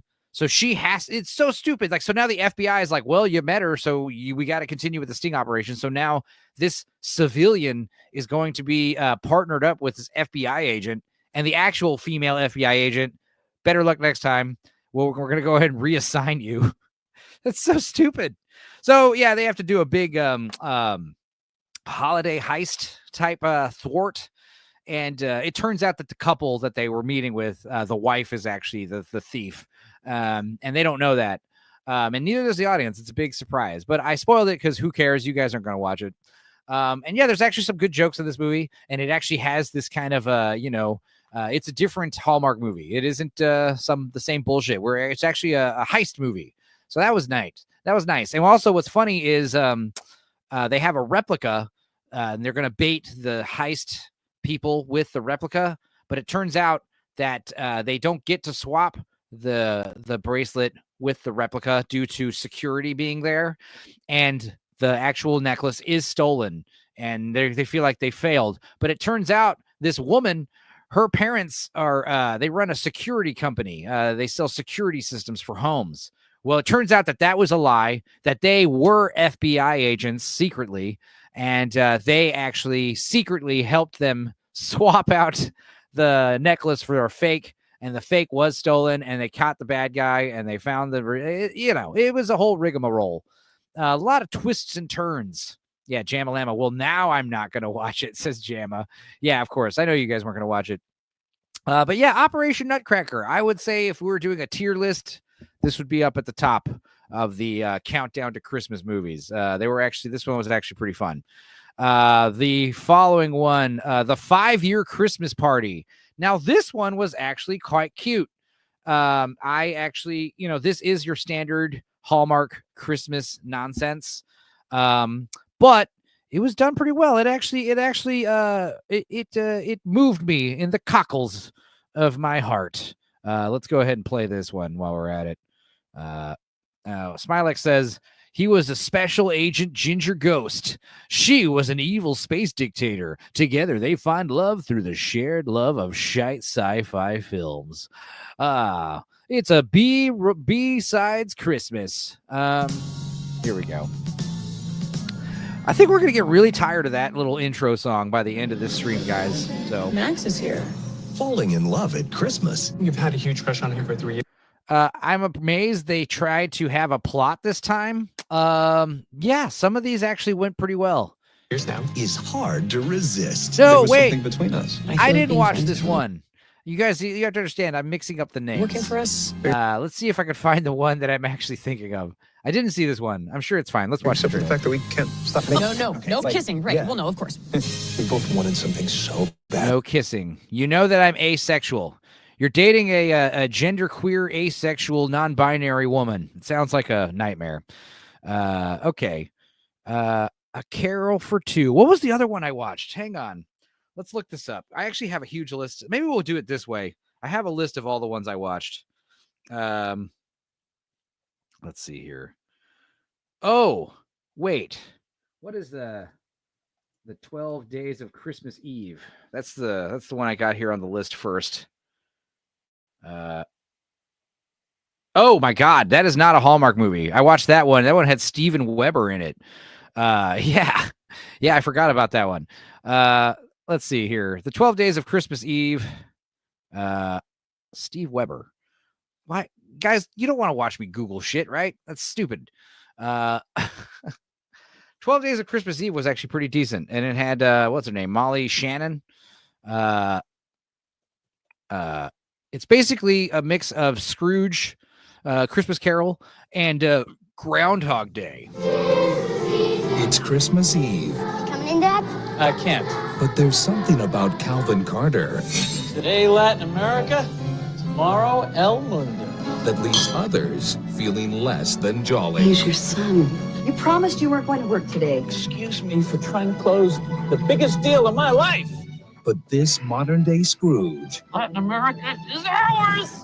is about to get the wake-up call of his life. You have 12 days Till what? to wake up and it'll be Christmas. And if I don't wake up? This season, What are you, ghost of Christmas past or something? Ooh, where are your chains? Wow, that was fast. I'm impressed. make choices Christmas presents.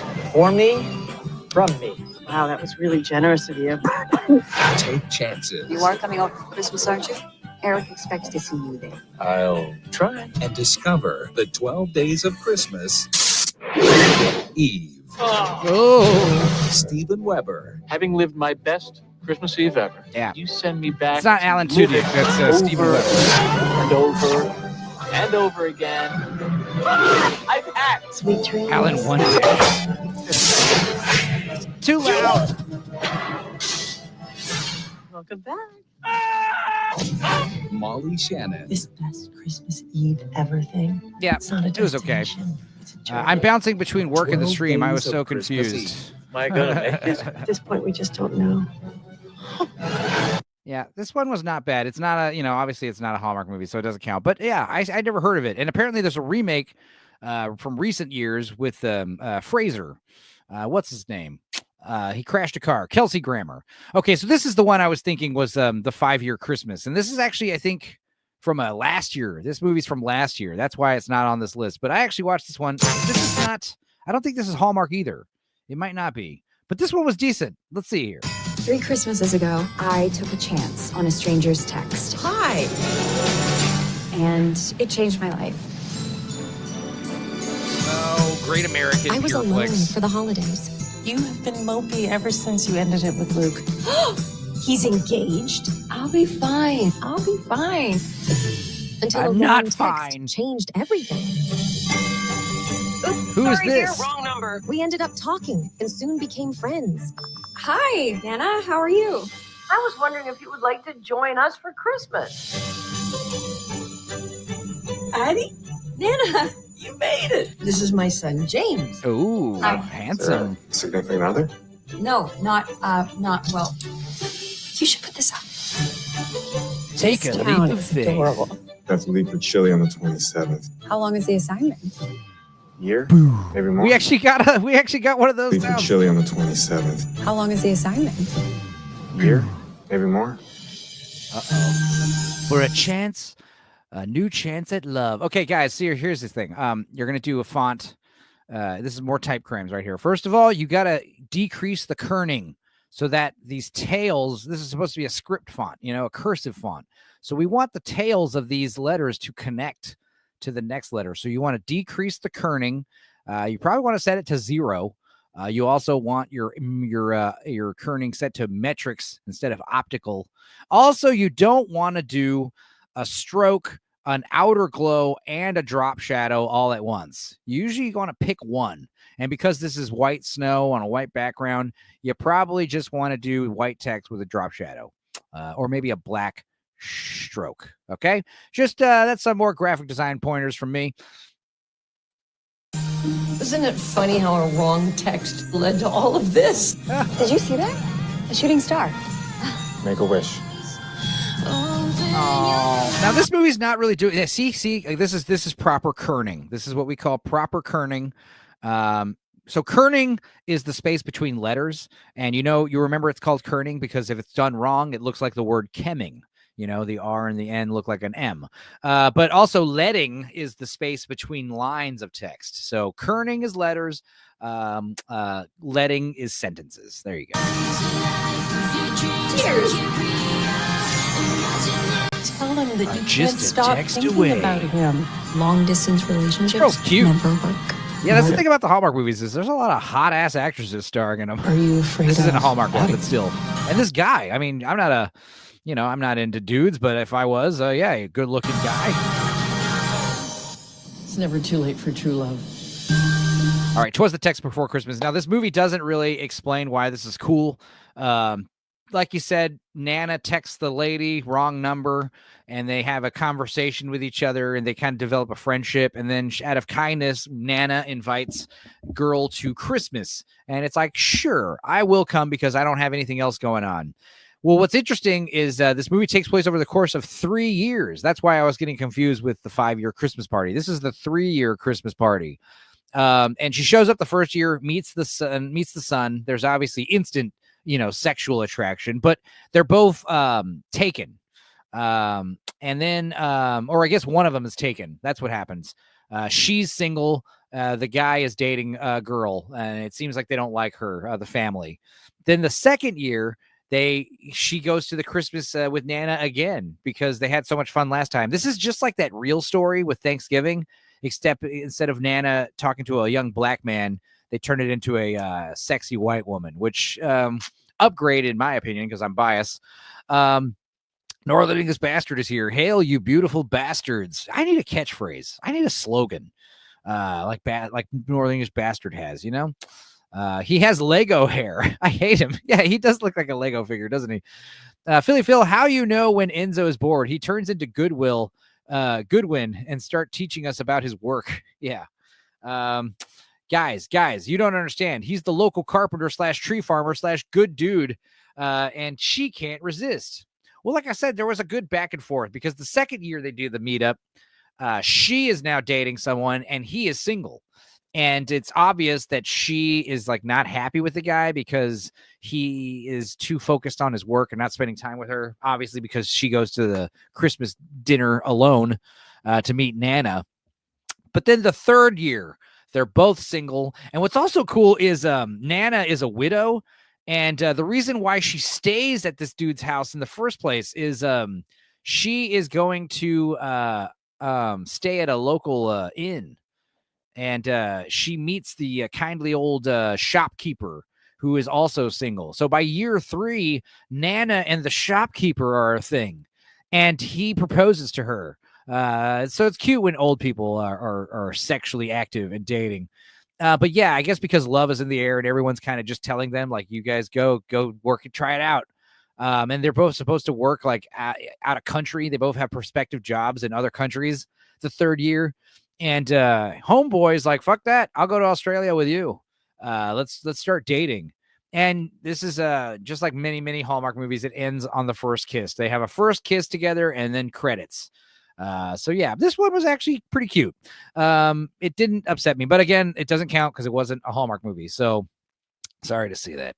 A Carol for Two. I definitely watched this one. Let's see here. A Carol for Two preview. Let's do this. This is actually this one was actually pretty cool in terms of music. What's also interesting about these Hallmark Christmas movies is a lot of them have an original Christmas song. You guys think that Enzo is the greatest rambler on YouTube, says Smilex. I don't think he's used a full stop in the last 25 minutes. Well, I'm by myself. When I'm with other people, I'm pretty good with the push and pull, the give and take.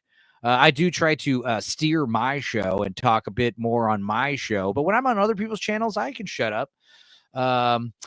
Rachel Percy says, you too can be a Hallmark boyfriend material, Eraserhead. Yeah.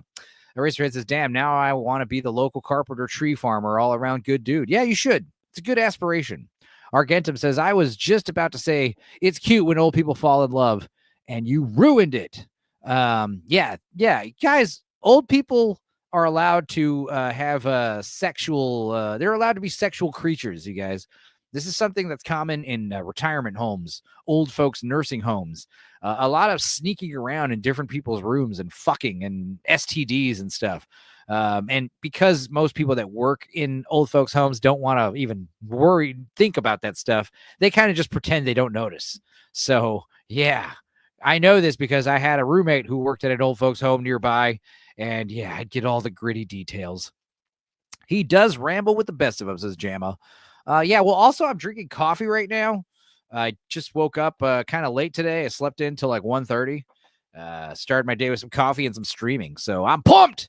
Also, Nosferatu. It's happening in less than 6 hours, guys. I'm excited.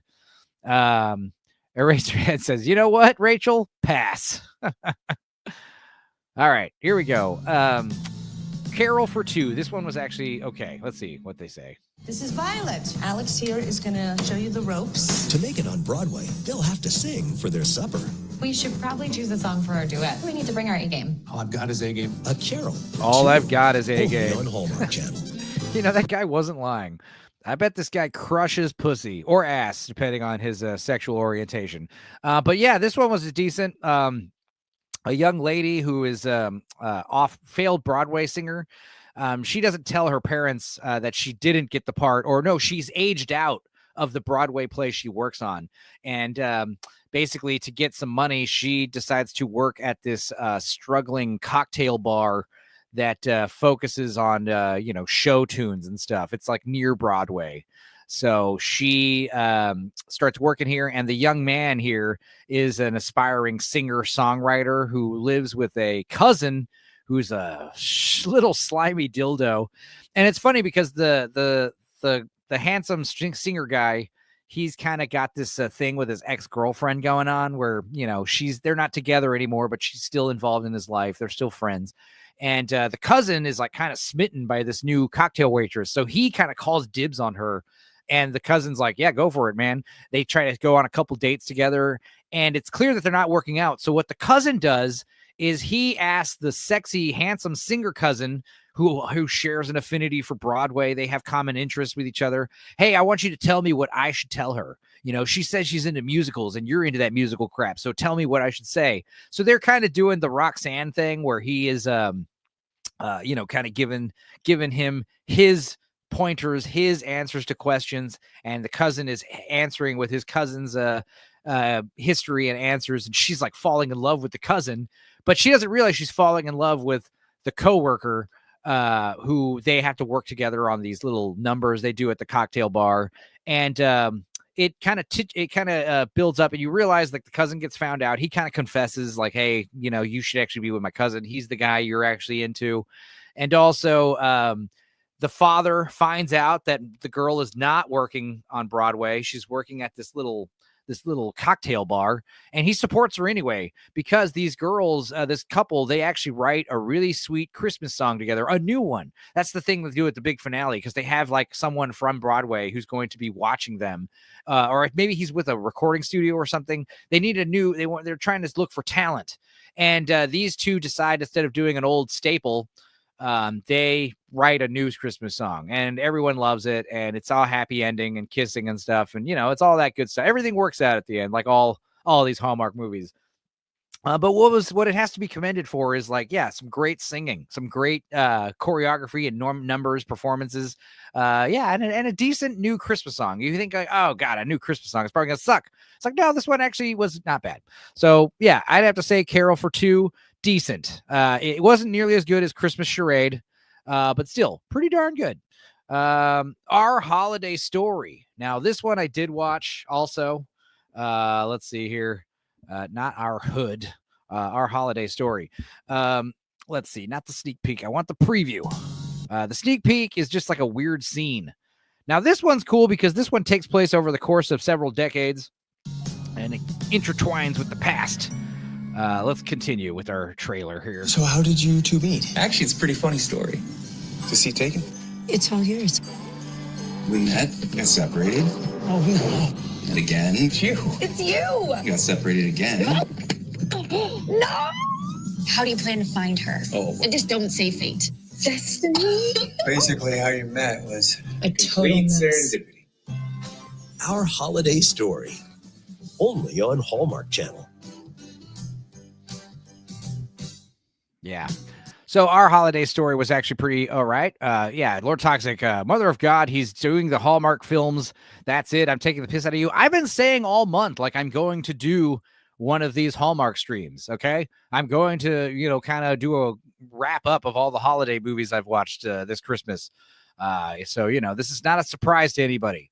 Northern Bastard says, just listening to you ramble nonsense about Hallmark Christmas movies while I type my Holdovers review for New Year. Yeah, Holdovers that's a new instant classic. I know we talked about top 3.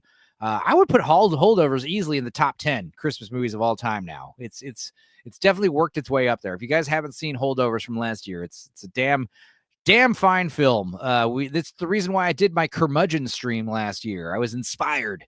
Rachel Percy Art says, we'll just have to keep you company in the Discord. I assume you're talking about Eraserhead. Yes, Rachel working 16, 20 hours on Christmas.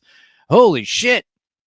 What do you do for a living, buddy? Do you work in, do you run people's Discords for a living? That would make sense. LT is going to cause trouble. Lord Toxic says, looking for last-minute gift ideas? Try a novel full of sex, murder, mystery, and random violence. Slapdash on Amazon. Holdovers was really nice, wasn't it? And here's a link if you guys want to buy Lord Toxic's book. Also, Lance has a new book, obviously.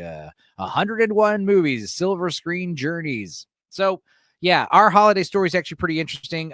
You've got a young girl who is dating a college boy. They're a nice couple together. And the boyfriend is meeting the parents for the first time. And the girl is also heading there, but she's on a train, and the train has some issues, and they're kind of stuck somewhere because of a blizzard. Also, it's a Christmas themed train for some reason. Like, I don't know, that doesn't make any sense. I don't think I've ever heard of such a thing. So the boyfriend actually gets there before the daughter, and the daughter, because of shitty cell reception or something, is not able to tell him the warning. Like, whatever you do, don't ask my parents how they got together. Don't ask them how they met, because apparently it is an epic odyssey of chance and coincidence and missed connections that spans over the course of several days. Like, you have to tell the story. It's a several hour long story. But he doesn't get that message, and he asks them, how did you meet? And what's interesting is the story is fed to him in little pieces. So we cut between flashbacks to the past of how they met, as well as current day stuff involving this younger couple, because they're kind of having a thing where, like, they're not officially, like, they're together, but are they official? Are they serious? I don't think they've said the love word yet, which is a common trope, the guy's like afraid to say it or some bullshit like you always hear in movies. So, where are they going with that? They're kind of dealing with their own relationship while he's kind of getting the information of how they met. And how they met is actually pretty hilarious. It turns out that she is like some kind of businesswoman who owns some kind of Christmas company or something. I can't remember. They're basically enemies. They don't know it. Like they meet each other in person on the Christmas train. Here you see it, and it's instant sexual attraction, right? And what they don't realize is like on pen and paper, they're actually like crusading against each other because one of them owns like a Christmas market, and the lady, she's the curmudgeon. She's the one who's like, no, you got to fill out these forms. Like this guy can't get his Christmas market working because of the damn bureaucratic nonsense at the city. And there's this old bitch who works at the city who's being a real thorn in his backside. And he doesn't realize like he's actually met this woman. And unfortunately, they don't get to exchange numbers. They kind of have this chance encounter. And he's like, oh, I'm going to be right back. I'm going to get something from this gift shop. And he misses the train. So they've already met. They've already had this like inclination to hang out with each other. And they kind of miss each other's opportunity. And then they run into each other a second time. Now, keep in mind, they hate each other on paper, but like, you know, when they see each other, they're like, oh, you're that person from the train. And they try to exchange numbers. They get it. They kind of part ways. And then the girl who has the phone number drops her phone and breaks it. So she loses his number.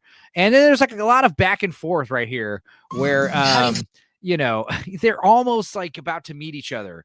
And they don't. And then they finally get it going, and they go to a Christmas party, and they find out who they are. He finds out who she is, and he kind of withdraws. And she's like, "What the hell's going on? Like, you know, I don't realize why you hate me all of a sudden." And of course, it ends up working out, basically. And they tell the story finally. I think the daughter is the one who finishes the story for him.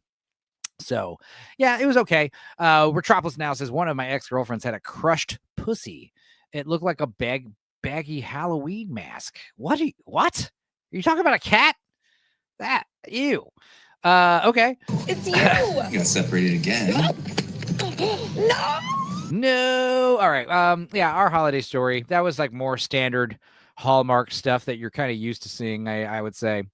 All right. Holiday mismatch. Now, this one I thought was okay, but it apparently stars what's her name? Apparently these two ladies were no, not holiday mix. Holiday mismatch. I don't remember the significance of these two actresses. Let's see here. Maybe I'll look it up while this is playing. Holiday mismatch. Here we go. Festive headbands for you and you. No, I'm not wearing this. Oh, don't be so uptight. There's a new woman on the Christmas committee. She is such a piece of work.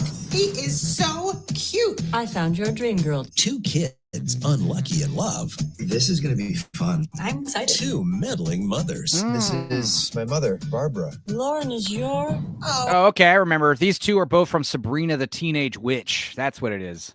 Okay. Oh, no. Holiday mismatch. Only So on yeah, Hallmark Channel. these two ladies are mothers of this couple, and they basically are pretending to date each other so they can get their parents off their backs. And the mothers are pretending to be friends so the couple can get along. But it turns out like everyone's lying to each other. But then, of course, the two old ladies become friends and the pretend couple become a real couple. So it's you know, it's one of those. This one was okay. This one was not on the top of the book. This one was mid. This is your, like I said, standard holiday fare. Trivia at St. Nick's. Now, this one was one of the better ones of the list. Let's see, trivia. Now this one is actually pretty decent. It's again standard holiday plot, but again, I guess like bar trivia is like is kind of a new thing where it's like super popular all of a sudden. So let's go ahead and just let the trailer do the talking.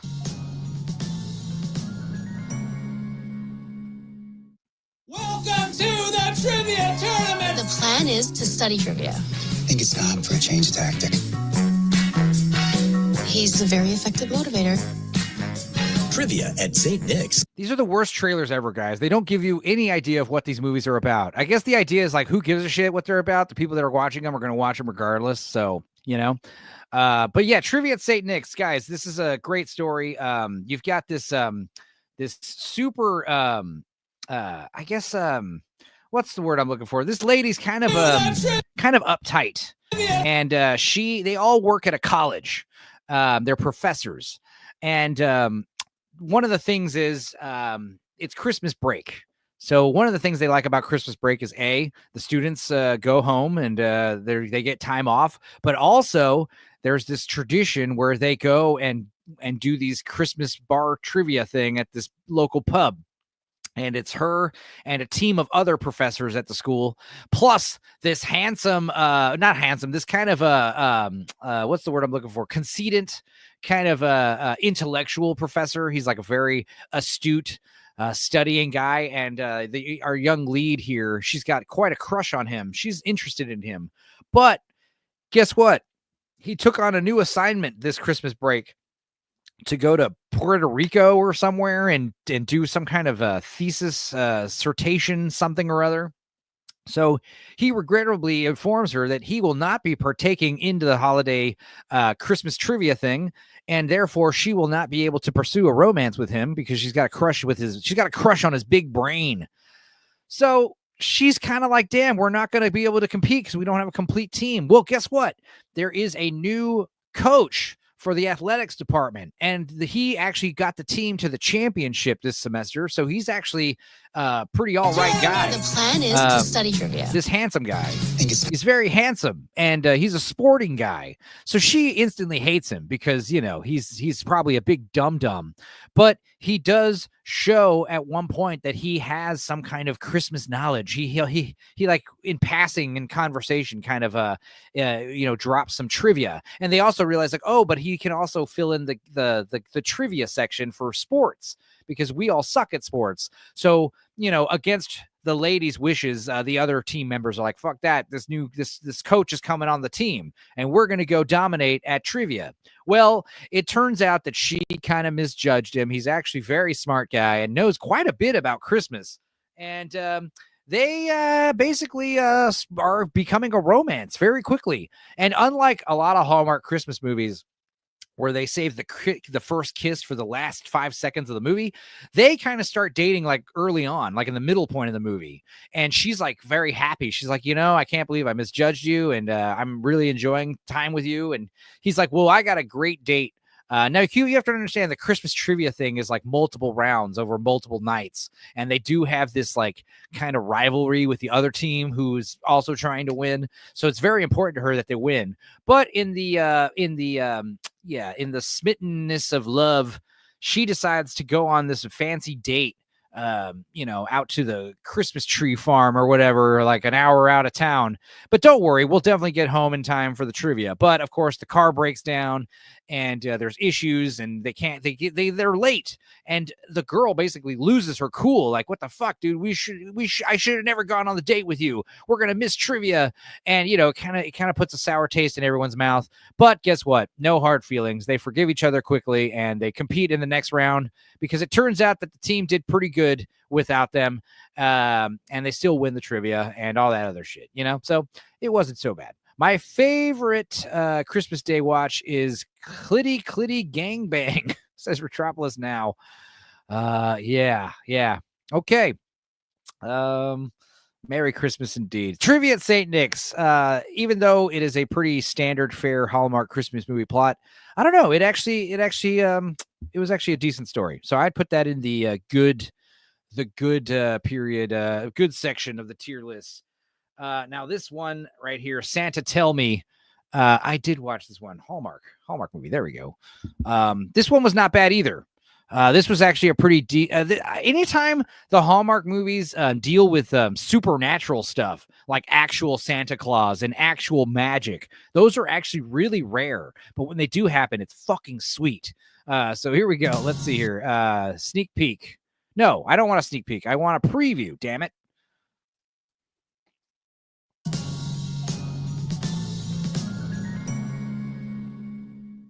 What if, instead of giving a holiday makeover to some stranger's house, you revisit your own childhood home? Oh, wow. The name of your true love is Nick. 3 rom-com worthy meet cutes, all with guys named Nick. Aaron Krakow and Daniel Lissing, a holiday. I like how this ad is actually telling us what the movie's about. Thank you. And Daniel Lissing, a holiday tale about finding true love. Nick! Yes! In the nick of time. You have a little snow in your hair. Santa Tell Me on Hallmark Channel. So basically, this young lady, as a young girl, got an actual letter from Santa saying, well, your true love will be Nick. And she said, I want to, that's all I want for Christmas is a true love. And years and years later, she refines the note. She discovers the note and she forgot all about it. And she says that she's got these 3 prospective Nicks that she meets. And I can't remember what she does. She works in some kind of ad thing. She's making commercials for this guy. And of course, these 2 don't get along. They're like business partners. And he's kind of like, helping her kind of figure out which Nick to date. But it turns out that his middle name is Nick. And of course, he's the actual Nick that they're looking for. And the other 3 guys are just like, fakes. But these 3 guys were, hey, and yeah, I'm seeing familiar faces. This guy's from Operation Nutcracker. And this guy is, I'm not going to spoil it, but this guy was in the best Christmas movie, Hallmark Christmas movie I watched this year. We'll get to that one later. But yeah, this one was okay. The best part was when these 3 guys are all fighting because they realize like she's texting all 3 of them at once. She's kind of dating all 3 of them at once, and they kind of figure that out. And they're all like, "You fucking bitch." And it doesn't matter because she ends up going off with the other Nick. So it all worked out, I guess. Rachel Percy Art says, believe it or not, they have a writing guide that says magic is off limits except for Christmas movies. Yeah, and even then, there's only a couple of these that have actual Christmas stuff going on, like magic stuff going on. Argentum says, our realtor just came by with a gift basket of Oreos, granola bars, candy canes, and dried beef sticks. That was weird. Yeah, that is weird. That's a weird selection of stuff. Argentum, Merry Christmas. Now move already. God. Yeah, kind of. Yeah, that's how I had it when I was living on Candy Drive, my street in Austin, where I had lots of Christmas decorations. I was on a month-to-month lease for 3 years. And I just basically paid $9.75 a month for a huge 3-bedroom house with a big yard. And it was one of those things where eventually they're going to raise the rent. I lived there for 11 years, and around the 9-year mark is when they were like, we want to raise the rent. So like $1,400 a month. And I was like, great. Before you do, you got to fix a bunch of shit wrong with the house. So there was like this double-edged sword where it was like, who's going to give in first, we can raise the rent, but we can't do that unless we fix a bunch of crap in the house. And it's like, well, I can't ask them to fix a bunch of crap in the house because once I do, they'll probably raise the rent. So we did that stalemate for almost a decade. And eventually they did raise the rent to $1,400. And eventually I did have them fix a bunch of shit. And, I moved 3 years later after that, around 2020. And it was one of those things where, yeah, it was such a chill experience renting out that house. Because when I was like, hey, granted, there was like COVID raging. So when I was like, hey, guys, I'm moving next month. I hope that's okay. And they're like, yeah, it's fine. Whatever. Do what you got to do. I was like, great. I left a bunch of shit in the garage and they were like, yeah, don't worry about it. That was pretty cool. Lord Toxic says, I think I fixed my audio. Well, I hope you did. Like I said, you got to record some videos or listen to your own audio. It helps. That's why I always do audio tests when I do the Wii watches. It's crucial. So anyway, Santa Tell Me, that one was okay. Strictly Christmas romance. That's the other thing. Most of these movies have a romance undertone. Now, this one is for common people. This one is called 'Tis the Season to Be Irish. And it was, your standard Christmas Hallmark movie, but set in Ireland, basically. And it's got Rachel, what's her name? Fiona Goobleman? Am I supposed to know who that is? She looks familiar.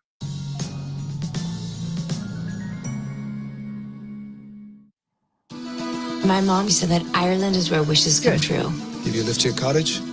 May your home always be too small. You have the most stereotypical Irish music, like, why is it okay to just be blatant stereotypes across the board with other cultures like Ireland, you know? All to hold all your friends.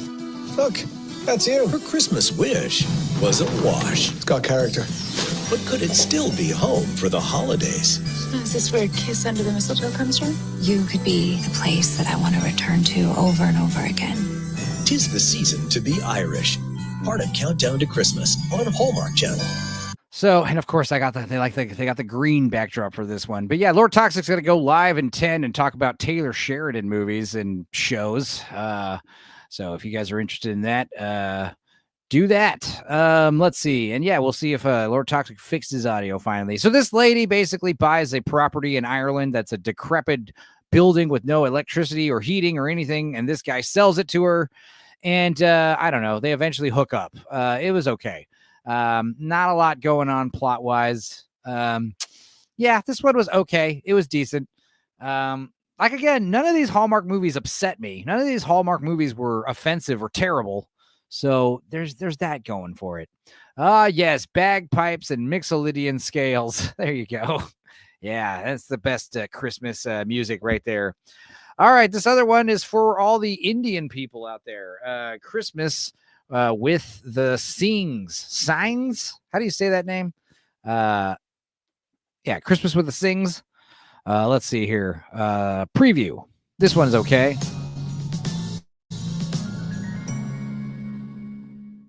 Does your family celebrate Christmas? Are you kidding? Your family, your traditions, your culture. They're all part of what make you, you. Do you like spicy food? Good luck. Christmas with the Sings. Oh, he ate some hot food. Yeah, I mean, this young lady is dating this dude, and they're going to go meet the Indian parents, the Indian in-laws. And, you know, this guy's parents are actually divorced and, you know, kind of on rocks. And this Indian family, they're very together, and they celebrate Christmas because the father converted to Christianity, and his wife converted also because of him. Yeah, he eats some very spicy curry trying to be smart, and the dad does not, you know, the dad is a hard ass. The dad is actually pretty funny with the how shitty he treats the new boyfriend.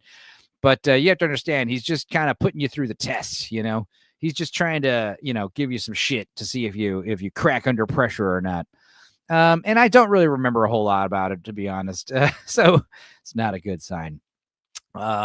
What's next? What is next on the list? Like, this one was okay. If you were Indian, you'd probably like it a lot.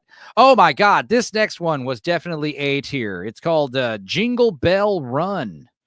Let's see here. Jingle Bell Run was actually pretty dope. Very, very unique plot. Very fun story. And yeah, warmed the cockles of my heart. Ashley Williams and Andrew Walker. Contestants, for this next challenge, in order to advance, each team member must shoot a fruitcake through the snowman's buttons. Damn it. This is a sneak peek. I want a trailer. Why? Why do you do this to me? Hallmark. Also, because I've been sharing screen for a bit, let's go ahead and restart that. Fire it up. There we go. I trust if I ever had an echo or anything, you guys would alert me. Sounds like how my dad will be if I ever get engaged. Yeah, absolutely. Promise me you won't get mad when I tell you what I did. No. You signed me up for a race? Guess who's the next contestant on the Great Holiday Dash? Ready to meet your teammates? It's the Christmas Dream Team you'll be cheering for. I think we make an exceptional team. Sorry, we're not losing. Okay, we're not losing. We're not going to lose. Jingle Bell Run, part of Countdown to Christmas. Only. Now, this one was hilarious because, you know, you've got a young teacher who wants to do more adventurous stuff, and her friend signs her up for a television show. It's kind of like The Great Race or whatever. This one's different because it actually has like a reality TV vibe where they do like talk to the camera interviews, you know, in between segments. And she gets partnered with a retired hockey player who I think he retired because of an injury or something. But yeah, they have to do teamwork together to solve this like kind of Christmas scavenger hunt across the country. It's very crazy. Like they have to like they get a Christmas riddle and they're like, oh, that's in Tucson, Arizona. And they have to get on a plane and fucking fly to Arizona. You know, it's pretty crazy. And yeah, each round, like couples, the partners are being, the teams are being eliminated. And what's actually cool about this one, like granted, the two end up hooking up and becoming a couple, but what also is cool is like you start to like, once we get down to the final 5 teams, we start to kind of, you know, we don't want anyone to lose basically. So when these two actually win, after they get to know the other teams, like they each win like a fucking $500,000 or some shit, or $1 million or some huge grand prize like that. And they decide, hey, like I'm going to, you know, one couple wanted to open a restaurant, and or one guy, so it's like, yeah, I'm going to help this person open a restaurant. I'm going to help publish this person's book. This one lady had a daughter who died. we're going to start a charity in her name. So like they take their winnings and they help spread it around with the other runner-up teams, which is cute. And of course, the hockey player kind of gets rid of his aspirations to be a hockey player again. And he realizes like he's washed up and old, and he decides he's going to start coaching little league teams, you know, to help the kids. That was cute.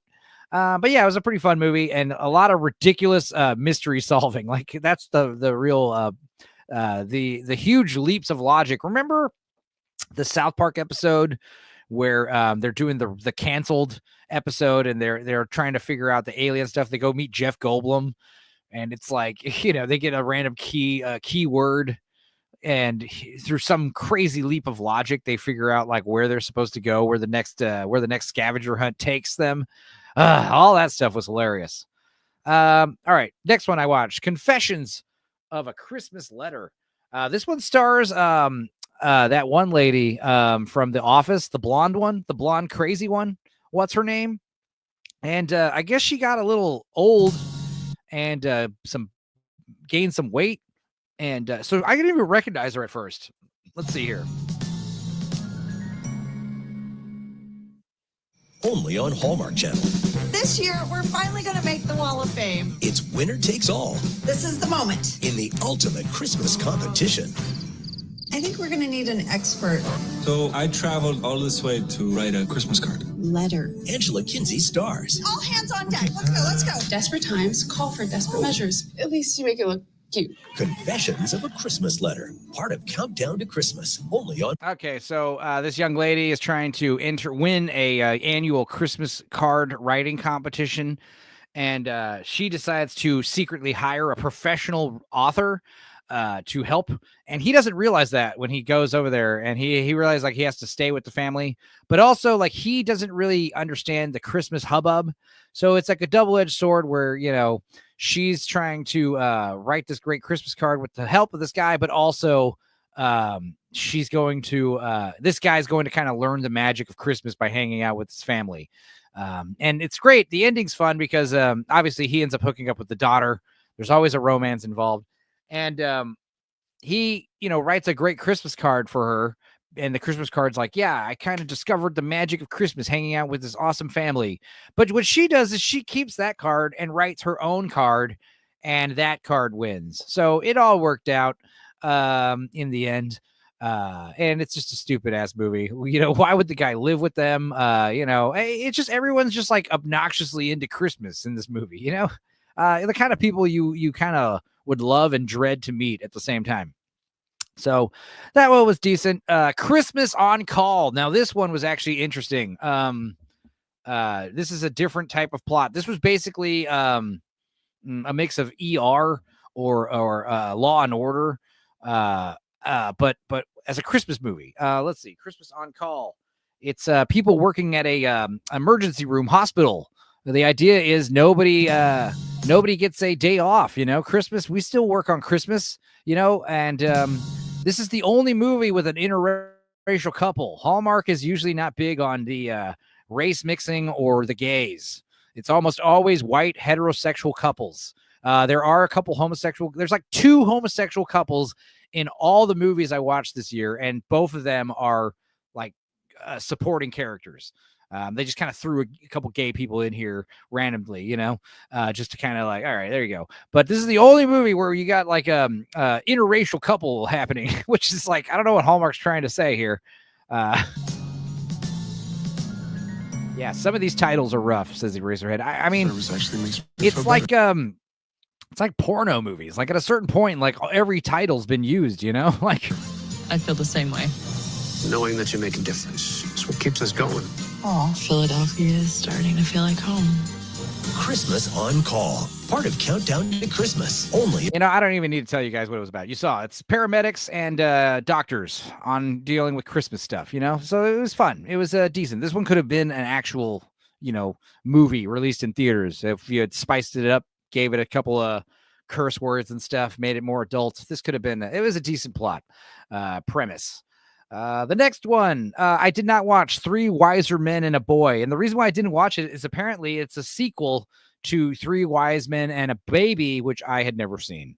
So the fact that Hallmark movies are getting sequels now is pretty crazy.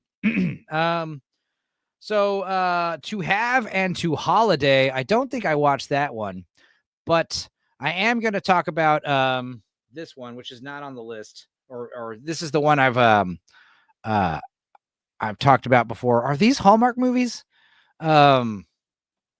Yeah, these are Hallmark movies from this year. This is interesting. This is the one where we have the Hallmark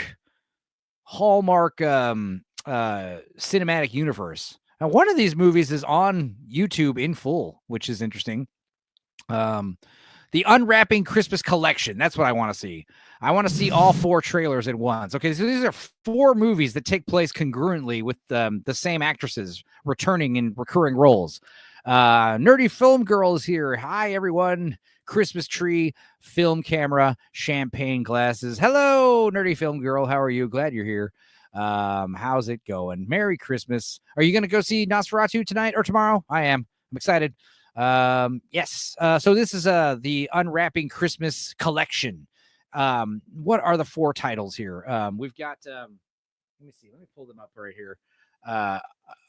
No, not resume browsing. I hate that shit. Why does it do that?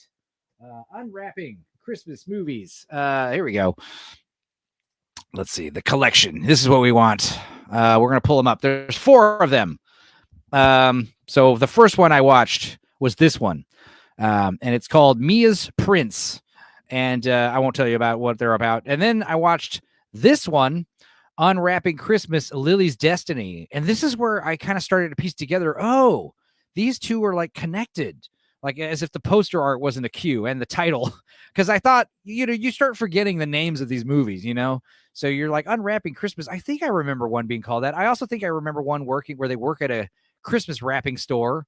And then I watched this one, and this is funny because not only did I realize right here, like, oh, okay, Tina's Miracle is the third of an installment, but also I forgot that I had seen this one previously. I forgot I even watched this while I was watching it. That's how these Hallmark movies start to blend together. And then there's a 4th lady, and I was like, well, when is she getting her own Christmas movie? And this one released later. And it's called Olivia's Reunion. Okay. And this one was actually different from the other 3, which is probably why it was released separately. We'll see if the trailer kind of tells us why here.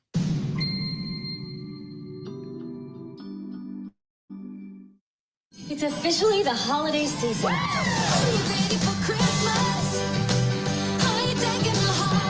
You guys make a great 4 team. friends. You 4 want love someone to stories. kiss under the mistletoe. 4 all new movies. We're gonna need a Christmas miracle. You were on a date with the prince. You gotta be kidding me. Everything happens by fate. This is one of the best Christmases I've ever had. Unwrapping Christmas Collection, streaming this holiday season on Hallmark. Yeah. So what's interesting is so young girl in the green, whatever her name was, I forgot everyone's name already. She dates, like, she falls in love with some handsome rich guy who is also supposed to be this is the one where the handsome rich guy, I think he's also black. So yeah, no interracial stuff going on with Hallmark. But they have a kind of relationship where the mother-in-law, she's the rich, heiress or whatever. She does not condone this relationship. She's supposed to hook her son up with some other rich girl, and turns out that they actually tried dating and it didn't work out. But they don't have the heart to tell mother that they're just friends. But meanwhile, the handsome prince actually has a thing for this gift wrapping girl. And yeah, I mean, eventually the mother's like, hey, why didn't you tell me? Go date who you want. So it all works out. And she's like, hey, sorry, I was a dick to you, little girl. You can be my son's girlfriend, no problem. So that one was decent. And this one, kind of similar story. The girl in the blue, with the blue cover, she has another thing where she's got some. She's trying to woo some investor who's like a kind of an asshole. And there's a person, like a nerdy guy, who's doing an article about some thing that's going on. And of course, like, she realizes, she's not going to woo the investor. She's actually developing feelings for the reporter, but the reporter thinks that her and the investor are a thing. So that's why he's like kind of off hands with them. And yeah, okay. And then this third story, the red title, I don't even remember what happened, to be honest. It was probably pretty similar. What's interesting is all 4 movies end at this gift wrapping competition / gala / fundraiser where everyone's wearing fancy ballroom gowns and drinking champagne, and it ends in a friendly Christmas wrapping competition, and fancy rich people are, donating money for a cause. I don't remember. But the 4th story, the gold one, Olivia's reunion, this one was actually pretty cool. She's supposed to deliver some gift wrapped presents to a rural area, and she gets there and finds out the guy answering the door is her ex from years back. So that's interesting. They kind of ended on bad terms, but they're being cordial. And this man is in a cabin that his family owns, his mother owns, and they're out at a ski lodge while he stays behind, and he's decorating the house and waiting for the presents to be delivered.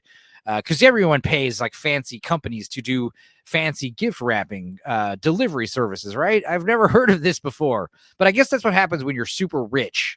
That seems to be a common element with a lot of these movies. A lot of wealthy ass people.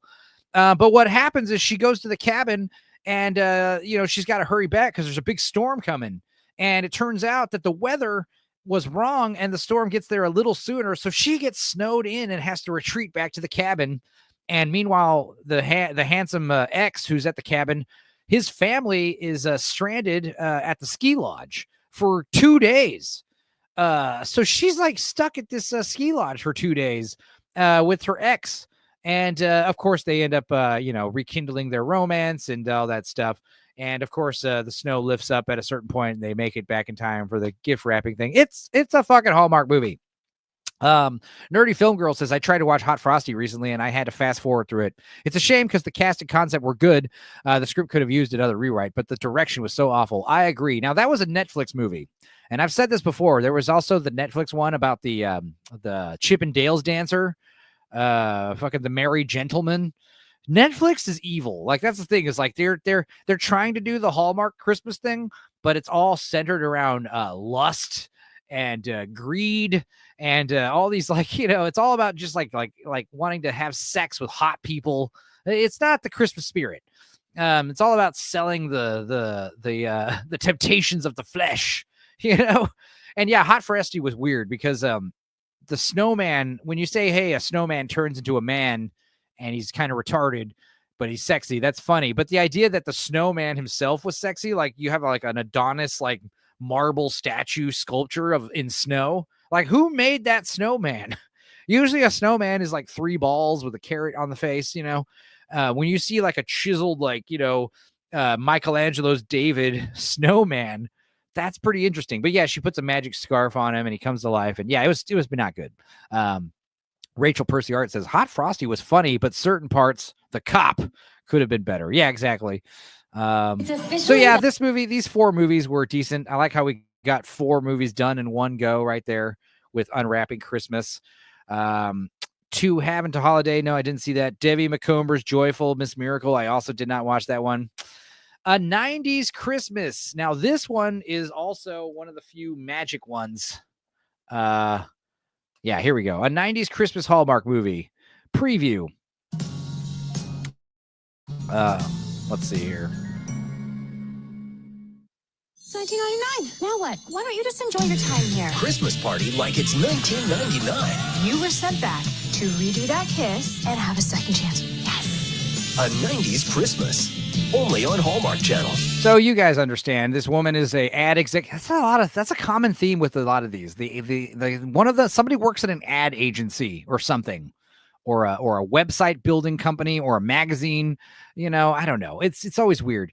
But anyway, she she basically, due to the help of an angel, goes back in time and gets to rekindle a romance with her what's the word I'm looking for? Friend zone buddy. Her friend zone buddy from the 90s.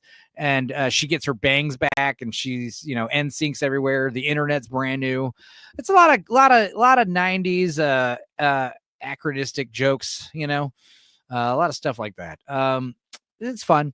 She works it together, and she ends up kissing her buddy, and they end up being a thing. But what's interesting is now she's instantly transported back to the present, where her and her boyfriend are married and they have kids, and she remembers all of that somehow.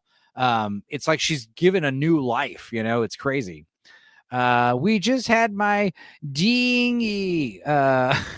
Who made the snowman? Yeah. Now what? Why don't you just enjoy your time here? Christmas party. All right, we get it. 90s Christmas Story was it wasn't the best Christmas movie out of the bunch, but hey, props for it for being like I said, magical. Deck the Walls. I don't think I watched that one. Let's see. Did I? I did not watch Deck the Walls. No. So we'll skip it. Let's see here. There's a couple here also that are not on the list. This one was good. The Reason for the Season. This one, that's the thing, is like, you guys, I have to say, there was at least a Hallmark Christmas movie every day for this year. It was insane. Reason for the Season, Hallmark. I want the trailer. Give me the trailer. Give it to me. Preview. The Miracles of Christmas. I'm in need of an attorney. I would like to enlist your services to Help me perform some anonymous acts of kindness. Is there anything else I should know before we proceed? Probably. We gotta find a way to integrate you into the town. If you could make a Christmas wish, what might you wish for? There's something I want to tell you. What is that supposed to mean? A Reason for the Season. Okay, this one was actually pretty cool. So our story starts like almost 20 years ago, where a woman who is like an Avon lady or something, she's like got a makeup company she's trying to start. She's got like a brand of makeup she's trying to create. She is in labor. She's on a road trip trying to do like Avon sales or whatever, makeup sales in the middle of nowhere. And she basically starts having the birthing pains, and she has to pull over at a small local diner in the middle of nowhere. And the guy who owns the place, and luckily there was like a doctor there, or a nurse, a doctor. She's there, and a handful of other people are all just there kind of having a Christmas party off hours. And this woman shows up like, help, I'm in labor, call 911. And they're like, don't worry about it. We're professionals. We actually do this for a living. So they deliver her baby right here in this diner. And they basically save her life too, because there were complications involved. But luckily they save her and the baby's life, and everything's great. And it's all an act of anonymous kindness, and 15, 20 years later, this woman is now like the heir of this huge makeup empire. And her daughter, who's the lady dressed like Jackie O in this commercial, she is now growing up, and she's expecting to take over the company and inherit a bunch of money and all this stuff. But the mother has a stipulation. Like, look, she's kind of spoiled and hasn't really learned a thing or two. So she's kind of going to give her like a little quest. I want you to go back to the town where you were born, and anonymously, secretly, you need to find these people who helped me give birth to you. And you need to basically like give them Christmas miracles. Budget is no option, spared no expense, do whatever you got to do. But they can't know that you work for me, because apparently she has tried to repay them in the past, and they have flat out refused, and they don't want anything. They don't want any kind of, payback. So she has to kind of secretly go back and, donate. And like one of the guys is like, works at a hospital or an ambulance. He's like an ambulance driver. no, I can't remember. No, he works for something and they need a new fire truck for the town. So like, got to buy a new fire truck. She partners with this lawyer because there's always a romance thing. The lawyer is basically supposed to help her find these people and do all this stuff. And of course, it takes no time at all before everyone kind of figures out who she is, but they don't tell her. So she's like secretly trying to do all this anonymous shit. And everyone's like, yeah, okay. Yeah, we know who you are, lady. So it's pretty funny. They're trying to, resist these awards. The diner owner, for instance, like he is estranged from his son. So she kind of hooks him back up, has the son come back and they have a nice, reunion, which is very sweet. All this stuff. This was a nice one. This one was pretty cute. It's about, I don't want to spoil too much about it, honestly. It was actually pretty decent. This is one of those ones you might want to check out if you're going to watch any of these. Reason for the Season, it's called. And yeah, I liked it. And it's not on this list. Apparently, the mystery movies. Yeah, there's a lot of these mystery ones that are not on this list. Believe in Christmas. I don't think I watched Believe in Christmas or Holiday Touchdown, the Chiefs love story. Apparently there's one that involves football. And I was like, no, thank you. Let's see. Let me make sure that I'm also not missing any other of these. Okay. Another one that's not on the list. That's the thing. Apparently these mystery Hallmark Christmas movies are in like another sect of, they're not on the countdown to Christmas. So another one I watched that was actually pretty darn good was called 5 Gold Rings. This one was actually pretty decent. Yeah, exactly. There's a new brand. It's called Hallmark Mystery. Interesting. I'm just discovering new things, guys. This one's called 5 Gold Rings. Let's enjoy. I give you 5 gold rings. No, delivering a baby at a diner is not sanitary. And every line was a question. Exactly. You will do what you know I would do.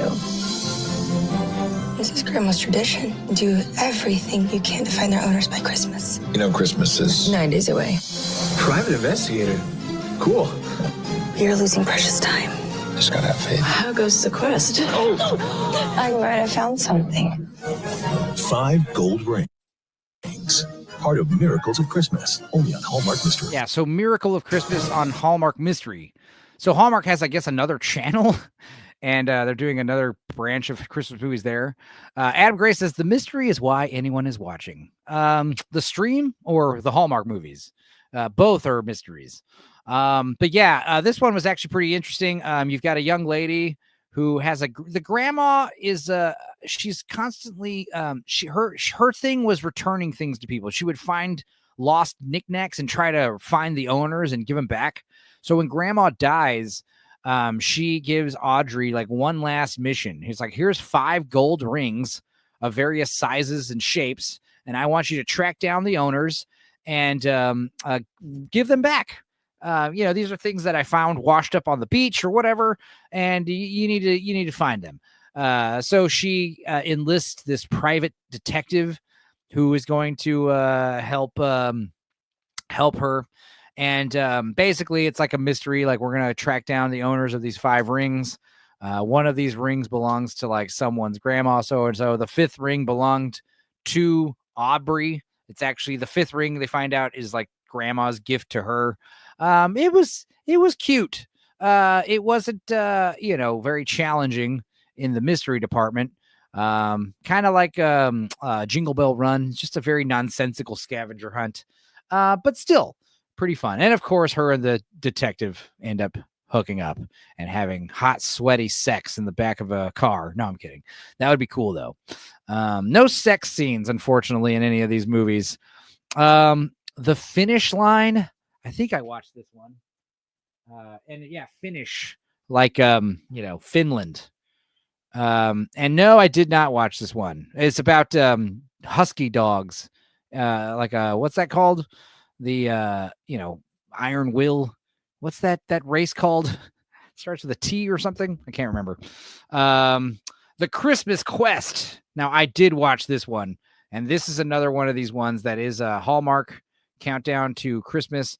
This one was basically a Lara Croft, Indiana Jones style knockoff, and it does star The star of Hot Frosty, what's her name? Lacey Chabert. She's in this one. The finish line is definitely a weird porno. Yeah. The Iditarod. Thank you, Adam Gray and Dudicus. Yes, thank you. Outcast Creative. Hello, you're here. Outcast, you wanna link, buddy? Let me know. I am almost wrapping up these Christmas movies. We're close to the finish line, the actual finish line. This one is interesting. I'm putting together an expedition to find centuries of lost treasure. Welcome to Christmas in Iceland. Embark on a quest I am finding this treasure. Should we be talking about this in the open? under the northern lights A light in the darkness. Will show the way. and discover a love more precious than any treasure. There's just one thing I need from you first. The clue written in your journal. We did not come all this way to give Lacey up. Chabert. The Christmas Quest. Chabert? Only on Hallmark. Is it like sorbet? Like Chabet? Is that how it's pronounced? I don't know. I just know her as the girl with the big titties on Mean Girls. She was like in Party of Five and Lost in Space and some other stuff, right? Wasn't she like well into her 20s in Mean Girls, you know? Or 30s even? Happy Christmas, Lance. Yes. The real treasure was all the pussy we fucked along the way, says Dudicus. Yeah. Yeah. Like I said, I don't want to spoil too much of this one. This one was actually pretty interesting. A globe trekking, like Laura Croft, Indiana Jones team up as we're going to go find lost Christmas treasure. It was pretty weird. There's like double agents and, undercover mysteries and espionage. It was pretty wild for a Hallmark Christmas movie. Very outside of the box, which I appreciated. Let's see here. Leah's Perfect Gift. I did not watch. Private Princess Christmas. I did watch this one. This one was about boot camp. Private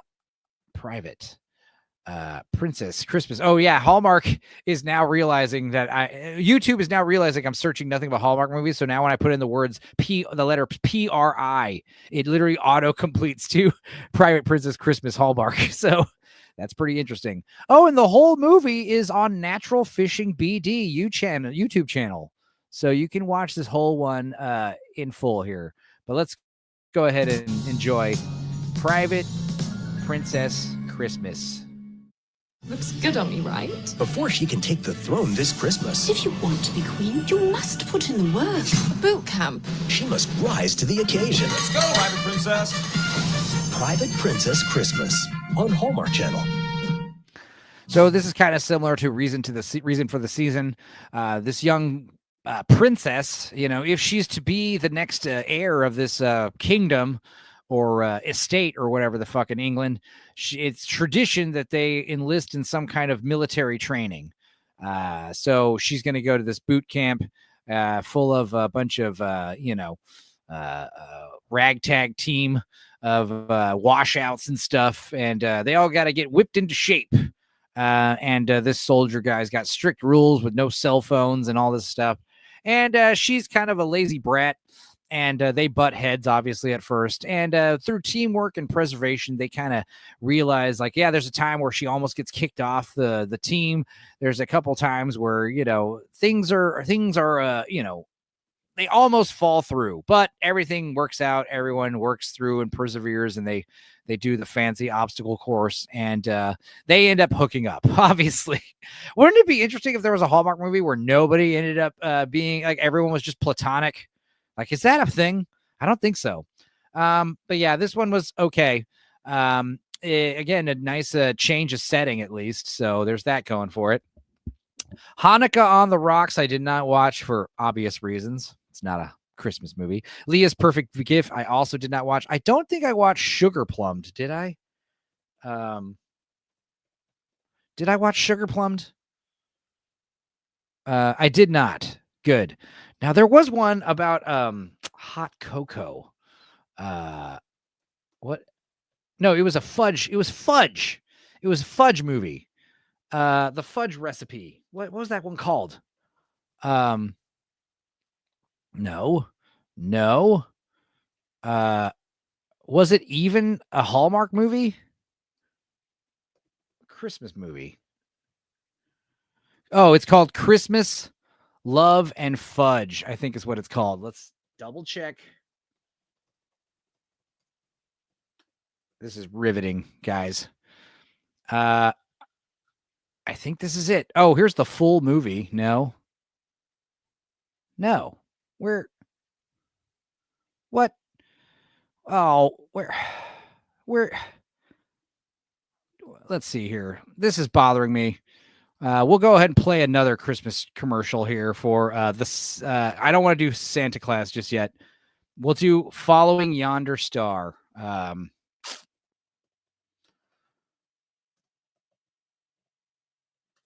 This one I watched recently. Preview. Here we go.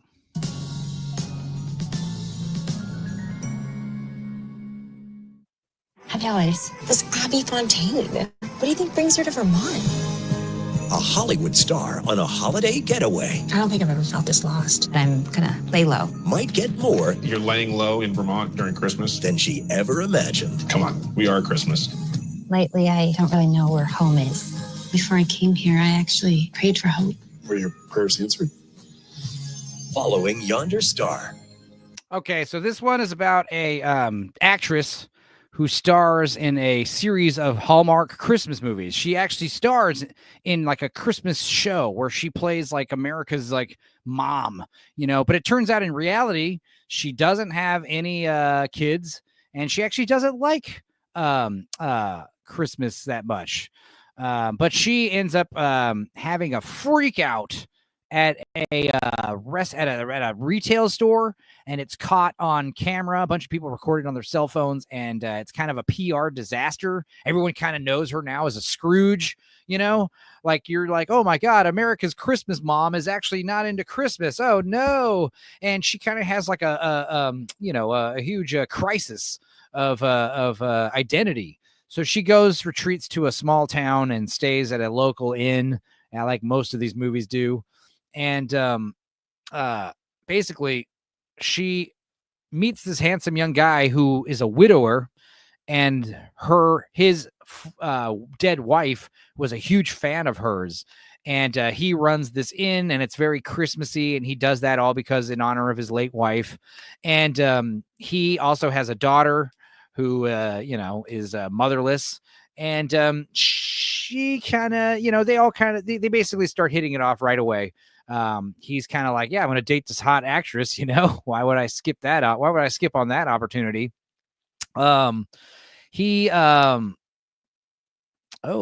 Christmas Love and Fudge. This video has been blocked. No. Oh, yeah. Okay. Well, anyway, I didn't find the trailer. I found the full movie. That's not good. But yeah, basically, she helps the little kids do a school play because the dad is not a drama teacher. It's like a school play for the birth of Christ. So that was cool. Actual Christian stuff. That's the thing. A lot of these Christmas movies are more about the Santa and the gift giving, and not a lot of them are about, the nativity scene. The whole reason why we celebrate the holiday in the first place. But yeah, basically she realizes like a lot of people like misjudge her, and she kind of has to learn to just go with the flow. And a lot of these locals who know her as this bitch, they kind of realize, hey, she's not all that bad. She helps the little girl put on a good performance at the play, all that stuff. This one was all right. It was more about acting. So yeah, talk about a white Christmas. Yeah, most of these very white movies. Now, this is interesting. I could not find a fucking trailer for this movie anywhere. But Christmas Love and Fudge was actually pretty funny. Is it actually a Hallmark movie? I think it is. But anyway, this young lady is trying to recreate a famous fudge recipe. So she's going to go meet the lady who owns this bakery and get this very famous fudge recipe because she's going to enter a fudge cooking contest. Who can make the best fudge? Well, obviously this fudge that we had a long time ago at this place, they're famous. This is the best fudge, like if I use this fudge in my secret, my entry for the dessert contest or whatever, I'll win. So she goes to the bakery or whatever and finds that this woman's nephew is actually taking over the store because she is on a sabbatical on a vacation where she's getting, massages and doing spa days, and she has her phone away from her. So that is very important. And this nephew is not going to bother the aunt for this fudge recipe. So they decide painstakingly to figure out what the recipe is themselves. And again, it's another scavenger hunt thing. Oh, they're in a sauna. Hello. It's another scavenger hunt thing where they have clues to the 5 secret ingredients, and all the secret ingredients are locally sourced, and it's very interesting. I can't remember what the 5 secret recipes were, but of course they figured that out and recreate the fudge and win the fudge cooking contest. It's pretty stupid when you hear it that way, isn't it? It sounds pretty dumb, right? I can't with the fudge. And then she forgot all about the fudge. Yeah. Okay. This last movie of the list, not the last one we're going to talk about, though. I watched it earlier today while I was getting ready for the stream, and I don't even really remember what happened. But it's great for the dog lovers. If you love dogs, you're going to want to watch Happy Holidays. It's about, let's have the trailer kind of half-assedly tell us. Unleash the mistletoe for a Christmas tale of good boy meets girl. So what's your story? I get it. You're the strong silent type. Featuring the winner of Finding Mr. Christmas, Ezra Moreland, in his first Hallmark movie. First things first, and I can't believe I have to say this, but we don't use a belt as a leash. But it's Italian leather. Good boy. You're welcome, Mr. Christmas. Happy Holidays on Hallmark Channel.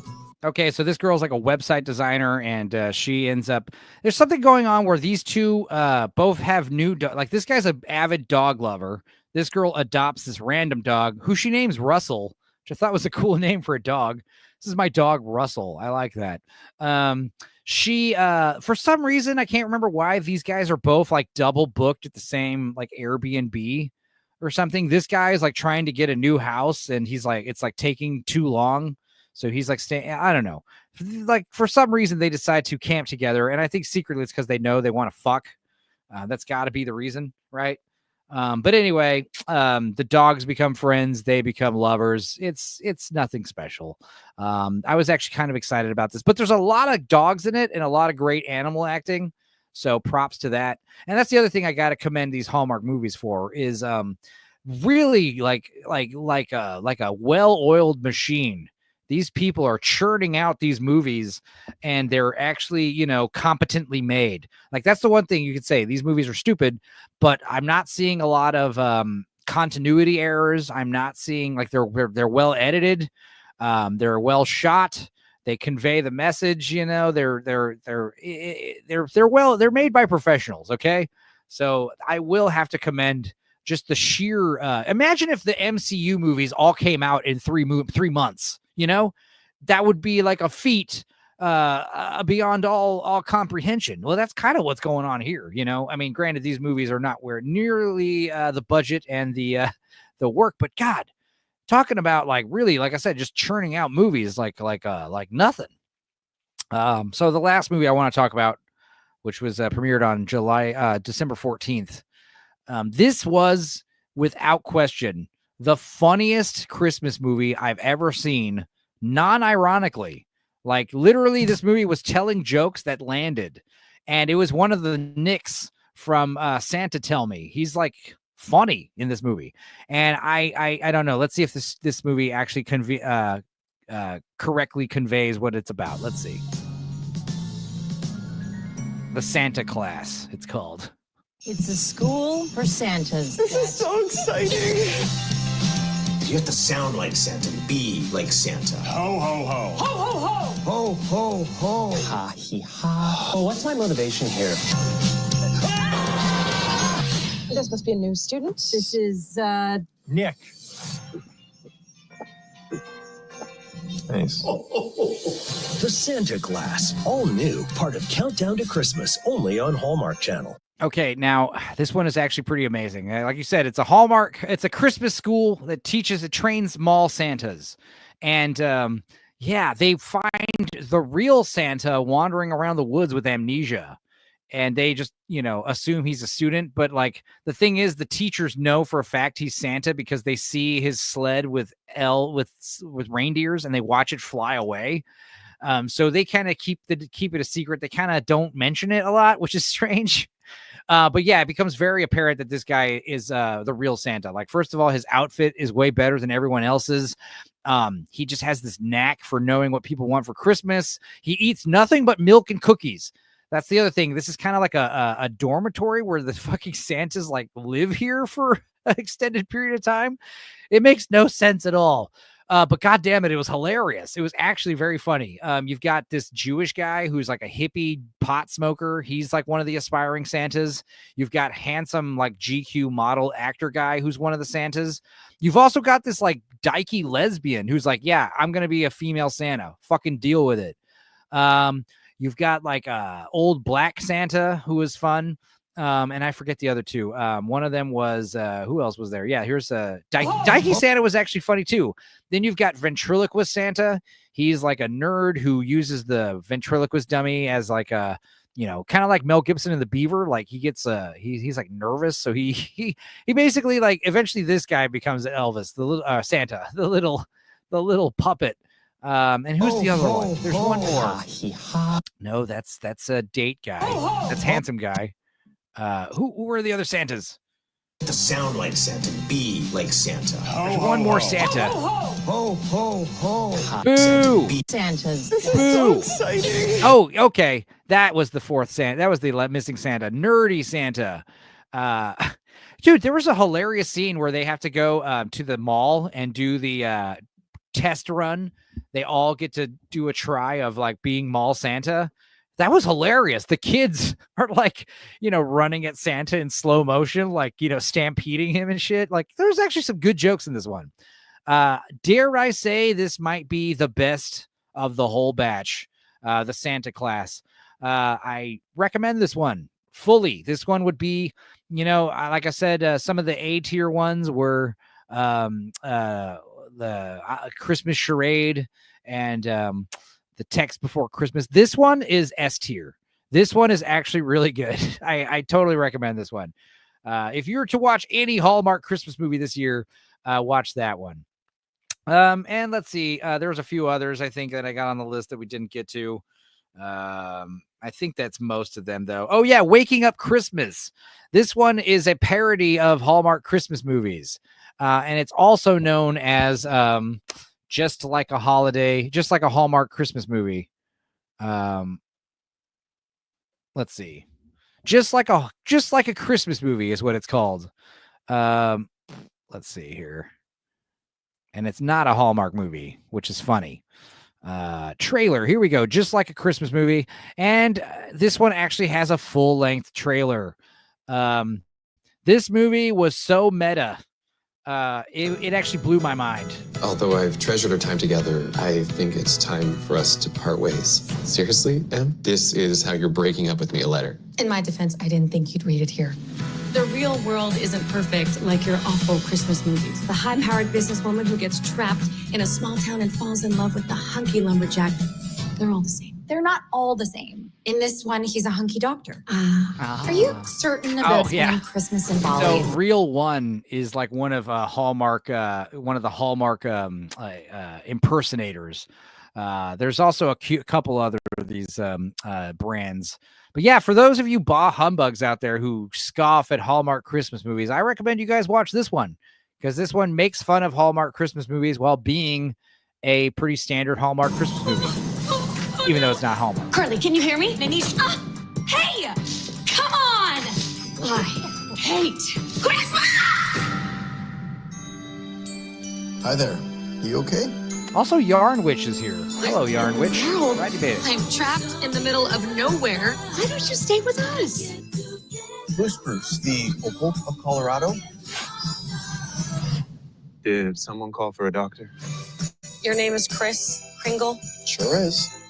We're setting up for the festivity fair. Attendance has been declining for years. This town is losing its Christmas spirit.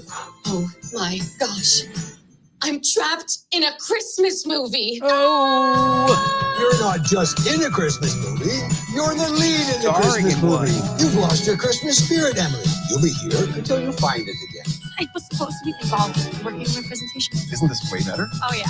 This place is way better than Bali. Carly! How did you get here? I got this in the mail, and the next thing I knew, I was here. Like, what's going on? I'm trapped in a Christmas movie. Just watch this. No! You have such beautiful eyes.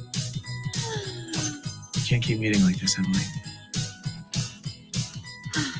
I mean, come on, dude. That's funny. That is funny, right? I mean, come on, right? Her hair is wet. She towels it off, and then she looks great. I'm a realist, and none of this is real. What about Chris? You may not have Christmas spirit, but you do have booster spirit. Holly? Preston? That's not holly. It's mistletoe. Hello. Oh, So the curse is gone? If that's what you want to call it. you're leaving? This trailer is great because I don't have to explain anything. This trailer like kind of overshares what's going on. So yeah, I have to get back home. I have a Let's big find out how it presentation to do, ends. and I have to get this promotion. Wait, is my whole life a cheesy movie?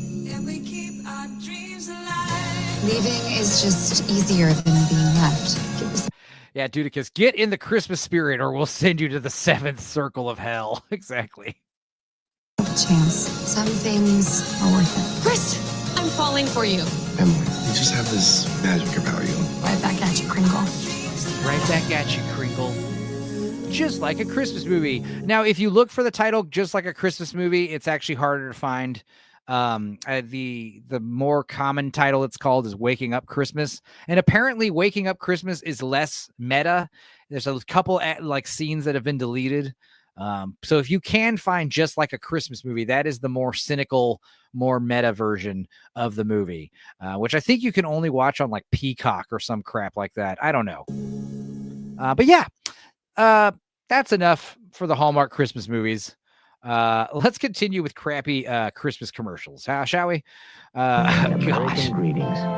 But yeah, I'm glad you guys are here. Merry Christmas. We've been going 3 hours. I think I'll probably wrap it up in a few minutes. When you have something you love, or maybe I'll open up the chat. Let's just do that. Let's get crazy, guys. Let's open up the chat for a bit. I'll put it in the comments. Here we go. Whoever wants to come in, pop on in. Christmas cards. Grandma? Because when just the right card reaches the right person, it becomes a memory you never have to give up. Merry Christmas, Yarn Witch. American Greetings at Perry. A lot of good things. Make sure you get drugs from Perry for Christmas. First and 35. Remember Aunt Hilda? She helped make your first party dress. American Greetings wonders who you forgot to remember this year. What better time to say hello than Christmas? With friendly faces like Ziggy. The worst Santa hat hair right now. Holly you know, I can feel like 5 They're on cowling on my American head at Greetings once. cards, Ooh. gift wrap, party goods. 35 on the 50. American Greetings, the right card for that special person. All right, it's 5:30. Let's start drinking. I'm about to go see that right touch to your holiday cards and packages. How about the one where he hires the woman to decorate his house and his family falls in love with her? Christmas seal letter.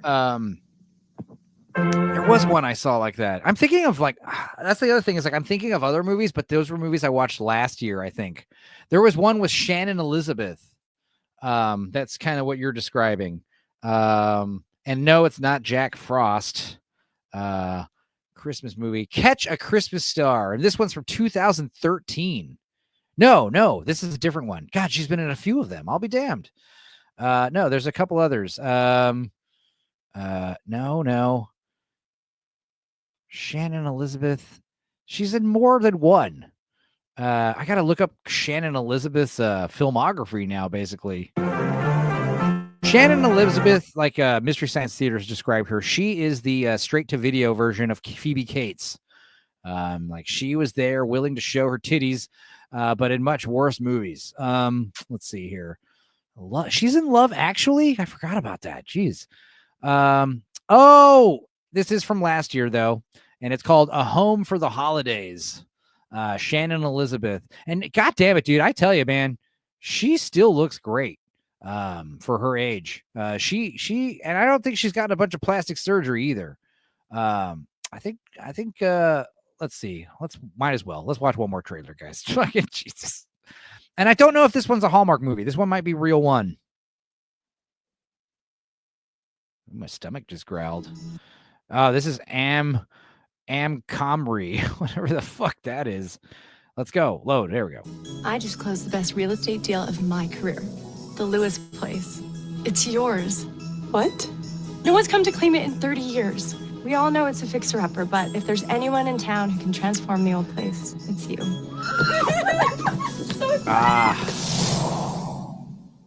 Who are you? Yeah. What are you doing in my house? I think you made a mistake. This is my place.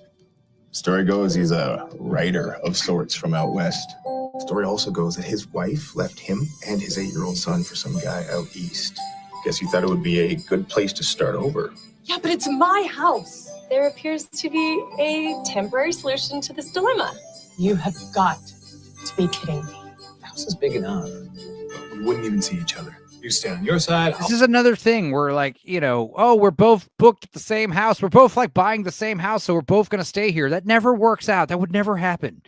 Like, I'm going to stay with this random people. The only reason why you do this is because you're both like sexy fucking singles, right? Like, oh, like, if this was like some fat guy, like, hey, I'm supposed to stay here too. It'd be like, well, one of us has to find another spot. But if it's fucking Shannon and Elizabeth, it'd be like, oh no, I think we could, we could share this big house together. Surely. She's actually breaking stereotypes, though. She's going to be a sexy, handy woman who is basically her job is to renovate the house. And there's like a family significance why she's doing this. And this guy's just basically trying to find a new place to live. I'll stay on mine. What do you say? Someone ratted us out. What do you mean? Someone filed to have the place condemned. I thought you might want to talk to the applicant yourself. Please, I can explain.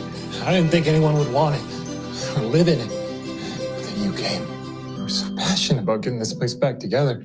You just thought you'd get some free labor to get the lights back on. Then you'd finish your book and leave. No, it wasn't like that. Merry Christmas, Russell. I think I was actually falling for the guy. You've been helping us folks stay in business when times are tough. We just figured it was time to return the favor. How did you hear about the house? This gigantic Christmas elf told us. Hee handy. Probably my Christmas tree. Merry Christmas. Dude, because you got a link too if you want to pop in here. Thank you. Home for the holidays. Yeah. Apparently Shannon Elizabeth has been in more than one Christmas movie. Good for her. But yeah, didn't I tell you guys she's looking fucking foxy for her age? She's aged gracefully. And if she did do plastic surgery, I can't tell. And she always had those big fake titties, since the American Pie days. Concept of Christmas, multiplied by 54 designs. LT's here. Lord Toxic. You're looking a lot like you look like Hank Schrader right now. Oh, okay. Yeah. I don't know what that means. Breaking Bad, the uncle. All the cards. The DEA guy? Yeah. Oh, okay. So how you doing? You're having a good Christmas Eve, buddy? Gift packages. Yeah. I was gonna stream and do some Taylor Sheridan pish, but then I saw like 5 of us are fucking streaming, so I don't want to keep. Who else is streaming? Tony and Vex, and I think Naughty is gonna do something here in a little bit. Yeah, Stark of Iron. Yeah, he said he was doing a Christmas stream. He's gonna open up his stream at 9, which unfortunately I'll already be on my way to the movies. So yeah, Vex is streaming. No, she's not. She might have been. She was a little bit ago. What was she streaming about? Let's look this up. The Symphony of Horror. Oh no, she had a video premiere. That's what it was. Oh, okay. Yeah, I'll have to check it out. Make sure you watch her old Nosferatu video. Influence of cinema's greatest vampire. Cool. Good stuff. Let's see here. Adam says a new driver. How do I sound? You sound fine. You sound great, actually. Thanks. So yeah, that's probably what happened. You had a driver get corrupted. Okay. That's what happened. All right, Adam, I am jealous. Why are we jealous of Adam? Oh, so much food. You made shrimp ceviche. Yummy. You ever had ceviche, LT? Shrimp? No, I'm allergic to shellfish. Oh, have you ever had fish ceviche? You could do that. It's where you cook the seafood in lime juice. Basically, you don't cook it. You literally like soak it in lime juice and eat it, not raw, but it's like, treated, it's pretty good. One year, let's see if I can pull this up here. One year I made pickled fish and I brought it to a Christmas party and everyone was like, yuck. Yeah, it was fun. Now I'm going to show you guys the recipe. We're going to watch this video. I want you guys to, if you guys don't know about Shotgun Red, you guys are about to get a crash course. Shotgun Red. This video is from 10 years. Vex is doing a pre-Nosferatu stream. Are you sure? Or it seemed like she had a video premiere. I think it popped up that way, and I think you're right. I think she it's already over. It's a 30-minute video, but I will check that out as soon as we're done. So yeah, let's learn about Shotgun Red. And this is how I discovered Shotgun Red, by finding his pickled fish recipe, which I did create, and it was decent. And it was one of those things where I took it to pot. I had this huge jar of pickled fish for like a year, and I was taking it to all kinds of potlucks, and nobody's like, I don't want to try that. And I was like, you should. And eventually one person at the party was like, I ate some, it was good. And the other people were like, still, I don't want any. And I was like, all right. So I had this jar of pickled fish for like a year before I finally like ran out of them. But let's enjoy pickled fish from Shotgun Red. I think we're gonna fall down a Shotgun Red rabbit hole, because you guys are gonna be blown away by this guy.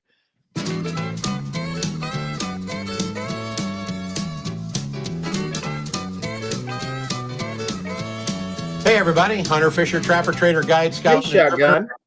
Here, Steve Hall, saying welcome back aboard the Miss Sheila yacht. Now I have to tell you, like these guys lived on a yacht. This guy was a professional drummer and performer. Like I can't remember what famous bands he worked with, but he's a big deal. He unfortunately did pass away about a year or two ago, a couple years back. And I was watching his new YouTube channels at the time when he did pass away, and his wife Sheila, I think, took over the channel. But when you realize what this guy was cooking and eating and stuff, it's like, yeah, what? And he also partied hard, you know. He's one of these guys who's like live hard, live fast, die young, kind of thing. So yeah, he was a professional yachtist. Okay, so here we go. Pickled fish, guys. You guys are gonna be blown away. Cooking and cruising today. We do a lot of wild game recipes. I know you guys love to hunt, and I know you love to fish.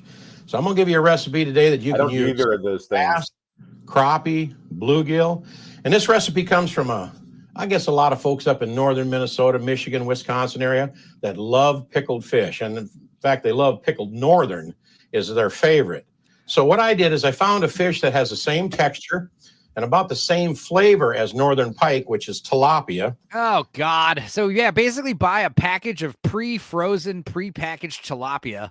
He's just putting in the Cajun breading. Yeah, well, guys, tilapia is bad for you guys. It's like a fucking shitty bottom feeder. Now, granted, most tilapia are farm-raised, but still, it's like, yeah. I mean, I have like a package of pre-frozen, pre-packaged tilapia in the freezer for like emergencies. Maybe I should make another batch of pickled fish now that I think about it. But yeah, maybe do some better fish instead next time. But yeah, that's the thing you're going to notice about Shotgun Red and all his recipes. He does a lot of canned ingredients, a lot of frozen shit. He doesn't, he kind of skimps a bit. But yeah, you can also use shrimp for the same recipe. And I've cut up a bunch of tilapia in a bowl here, about a half a gallon. I'm gonna make this in a gallon jar, and this recipe takes about 8 that is days not the same to as make. pike, exactly. So I know when you're thinking Tilapia's pickled bait. fish, Fuck that. Yeah, right. You're thinking, oh man, I wouldn't eat pickled fish, but you try it one time. You're gonna absolutely love it. It's not like that slimy pickled herring stuff you get in there he is, officer. in a deli. There's This the guy stuff is pickling outstanding. fish. It's got sugar and wine. Tilapia sucks ass. Yeah, and glad everyone's on the vinegar same page. Tilapia sucks. Try not to get it. But like I said, it's good if you mix it with other stuff. Like I like to cook fish and shrimp with chorizo. And those make really good tacos on cabbage slaw and maybe some mangoes or something, salsa, whatever. It's real good. Now I don't feel so bad about not liking tilapia, says Yarn Witch. Yeah, everyone knows about tilapia. Tilapia is a bottom feeder, just like you said. It's gross. It's definitely there's a reason why you can get a big package of it for like $10, Clean spice and a lot of goodies, and I'll show you exactly how it's made. First, we cut up about a half a gallon. What I like to do with tilapia to cut this up is I like to cut off that little teeny brown streak or little what I call a mud line. We don't need to watch this. Let's just get to the basics. Use all kinds of stuff. We're going to put a layer of fish and a layer of salt. And we need 1 1/3 cups of salt for this particular recipe because I'm going to do a half a gallon of fish and a half a gallon of onions. This is actually going to be fish and onions. That was the best part, actually, putting a whole bunch of onions in the pickles, too. The onions were better than the fish, honestly. Yeah. And I need my salt. Adam Gray, I should make slaw for tomorrow. Yes, you should. Salt. Oh, here we go. There's salt. Oh, my God. I forgot all about that. Shotgun Red would always have his wife, Sheila, show up and treat her like eye candy, even though she's just some average, middle-aged looking woman. But God damn it, Shotgun Red loved his wife, you know, and I'm very sad that he's kind of punching out of his weight with her. Oh, totally. He loved the hell out of her, and it's very sad that he died. And you know, there's definitely a black cloud hanging over this YouTube channel when Sheila took over and started trying to do the recipe videos in his honor. It's very sad. If you guys could subscribe to Shotgun Red and Sheila, I think they probably got their own channel now. I'm not sure. Look at it very much. Hell yeah. All right, well, anyway, we got 1 and I love how they're in a yacht too. This is a boat kitchen. They have a very nice boat or you house. can just use salt that doesn't have iodine in it. That's what you want to use. Put a little bit of fish all cubed up in here. Then a little bit of salt. Yeah, if you do use iodine salt, it'll absorb the iodine. Because this is what they do. And They just do brine layers of fish and brine the salt. fish in a ton of salt first. It's like the first step, and it takes a while, like a few days or something. might not have This is like the kind of stuff that they used to like take with them in big barrels. Yeah. on Go ahead. long sea journeys. Rest It's away like up with frontier onions. A lot of food. people like the onions. Jack better than they Black do is the looking fish. grim. It has a Says delicious Fat Dad Menace. flavor. All right, get the rest of our fish. So in layer there. of fish and a layer of salt. Then put the rest of our salt in there. Now we're going to cover this entire mixture with vinegar, just regular white vinegar. Yikes. You guys understand it's there's only like a about cup 2 of or salt 3 in there, inches or so over the 2 cups of top. Oh my salt. God! Look at all the vinegar. Get this mixed in. Douche. And what we're doing is That's too much. raw fish. Well, here's the This thing. is This not- is not the final product, okay? This is the treatment for the raw fish. And then eventually this is all going to be drained and replaced with the actual pickling juice. cooked. It's pickled. And it is so delicious. It is absolutely unbelievable. Oh my gosh. Now, this what? is all what you need Yeah. for 5 days. Wait till you find out what's actually, yeah, you What put it you're in gonna here do for is you're 5 gonna put days. this in the refrigerator, just like this. Keep it nice and cold in the fridge for 5 days. Once a day, you take it out and just kind of slosh it around like that because the Yeah, this is salt the will settle treatment. to the Thank bottom. God. Yeah, exactly. Mix the salt back in the vinegar. Let it set. Yeah, I was put it going to say back in use the some refrigerator for another decent day. vinegar. Don't No, touch he it. uses the straight Don't up. get in a He hurry. uses It's that got to vinegar. be in there 5 days I because it think- just turns it white and very firm. Yeah, it Give does it a little firm up. shake the get next wet. day. Put it back in the refrigerator. After 5 days, it'll look something like this. 5 Now, days here's later. one that's been in there about 5 days, like I said, and you can tell It that does the not fish look is very appetizing white at and all. very firm. What we're going to do is we're going to rinse this in the sink, and we're going to put it Fan in an Dad ice Menace, of bath course. water. Thank you. Merry Put Christmas some to you as water in well. there, In a fact, bunch if you of want to ice come cubes, and we're in, gonna let you it should sit have for the about link. an hour. We'll do that right now. Plot twist. It's All cleaning right, vinegar. We got our fish Yeah. rinsed, and we threw away all that vinegar and salt that we soaked it in for 5 days. That's no longer in here. All we have is this white, firm fish. Now we're going to make this sweet and delicious, and I'll show you how we're going to do Sweet it. and delicious. This First is the of all, problem. we're going to fill it with water, Some, or at least filtered cover it water. with water. And I think he uses like 3 cups of And sugar we're going to or put some some ice shit. in there. Ice. And chill this down. And we got it all packed in ice water. Oh, this we're is going to leave it making in me there nauseous. for an hour. It really firms the meat up You good. guys wait till you While find that's out. getting I'm cold, going to show you guys a recipe that this guy did Now- that is like insane. we're going to make our mixture. This is the good stuff. Oh God. Need some vinegar. I want this soundbite right here. This is the good stuff. I want that clip right there. I want that That is as a good button. clip. That would be a good This clip is- to have. This is the good stuff. He says Need with some his vinegar. mischievous smile. What we're going to use here is about 8 cups. This is that same white vinegar that you cook or let your stuff cure in for about 5 days. There's 4, 6, and 8. This is such an easy recipe, and it's worth waiting on. Takes about 8 days, like I said, to make it. Okay, we got 8 cups of vinegar in here, and I measured out 7 cups of sugar. Just remember, 8 and 7. That's real easy.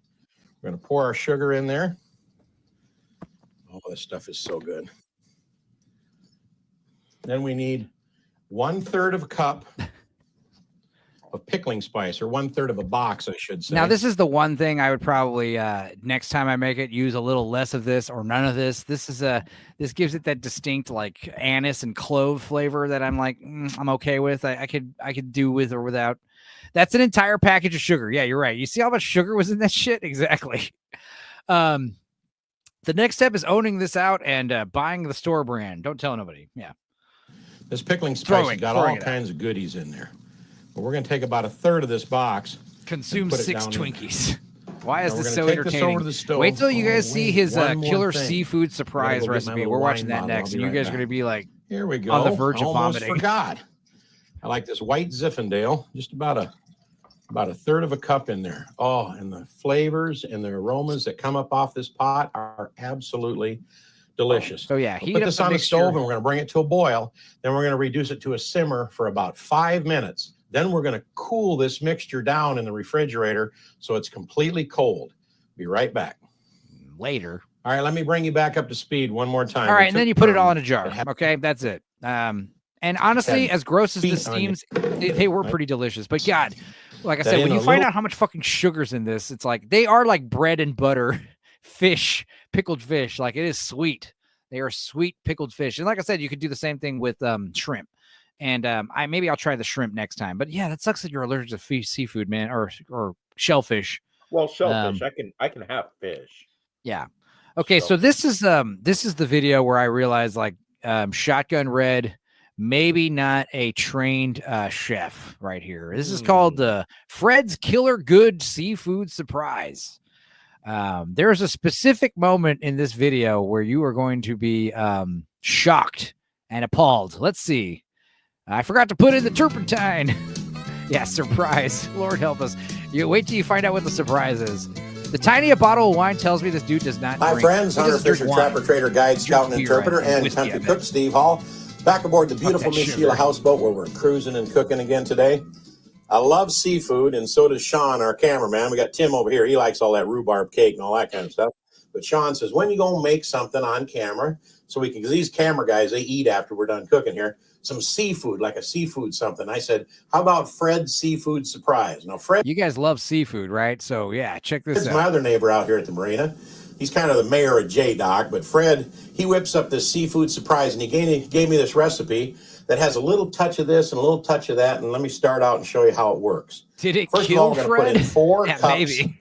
of whole milk. Whole milk. This is not the time to use skim. That's the first time that's the first red flag in your seafood supplies, seafood surprise. Yeah, a bunch of whole milk. And he explains in detail why you shouldn't skim and do skim milk or low fat. It's got to be whole.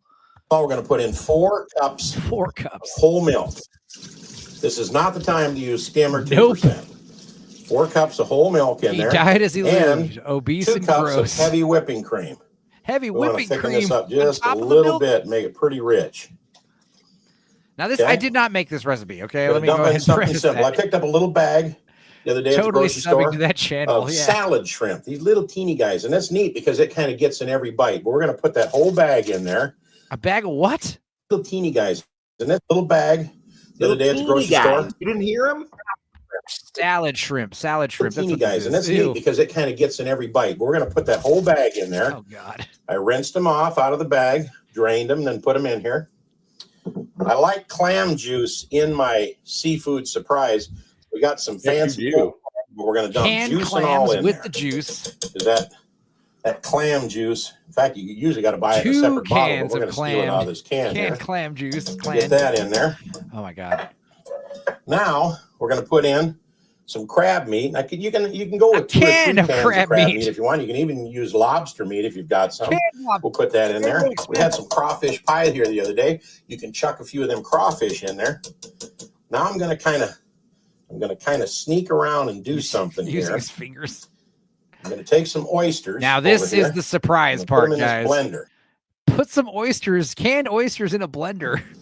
Because there's a couple of gals that won't eat oysters, and I don't know why, because they're delicious. I like them on the half shell or just raw. I'm going to dump them in here. 2 cans of oysters. My wife doesn't like canned oysters, so what I do is I put them in a blender and sneak them in the seafood surprise. And they'll eat oysters too. You can get them to come over and have oysters too, and they'll eat they love the flavor, so they'll eat everything and leave a little pile of oysters in the bottom of the oysters too. So I'm going to sneak them in this recipe. Oh my I'm God. going to blend them up just enough so they don't make a big chunk. Oyster nog. And then I'm going to pour them in here, and they won't know that the oysters are in there your because fingers I in my love clam that juice. flavor of oysters, but I can't get them to eat oyster stew with the oysters. Excuse in. me while I have a Man, this is quadruple looking good. bypass. Stir this up. So it's happening, and you can always go with more and more seafood. You can put all the seafood in this that this will handle. That legit made me wince. I know. Put in 1 complete quarter stick of butter. Like I said, there's already this is 2 not cups the of time heavy to skim. cream in here. We're going to pop this on the stove, but what Fred does to give it the old J-Doc zing is he puts in a little bit of ketchup, a little dab of ketchup in there, maybe about 1/4 of a cup, and some hot sauce. Hot sauce, I can need some hot find sauce. With, but let's see. Comments are probably turned off. Nope. Okay, we'll get into the comments later. Yay!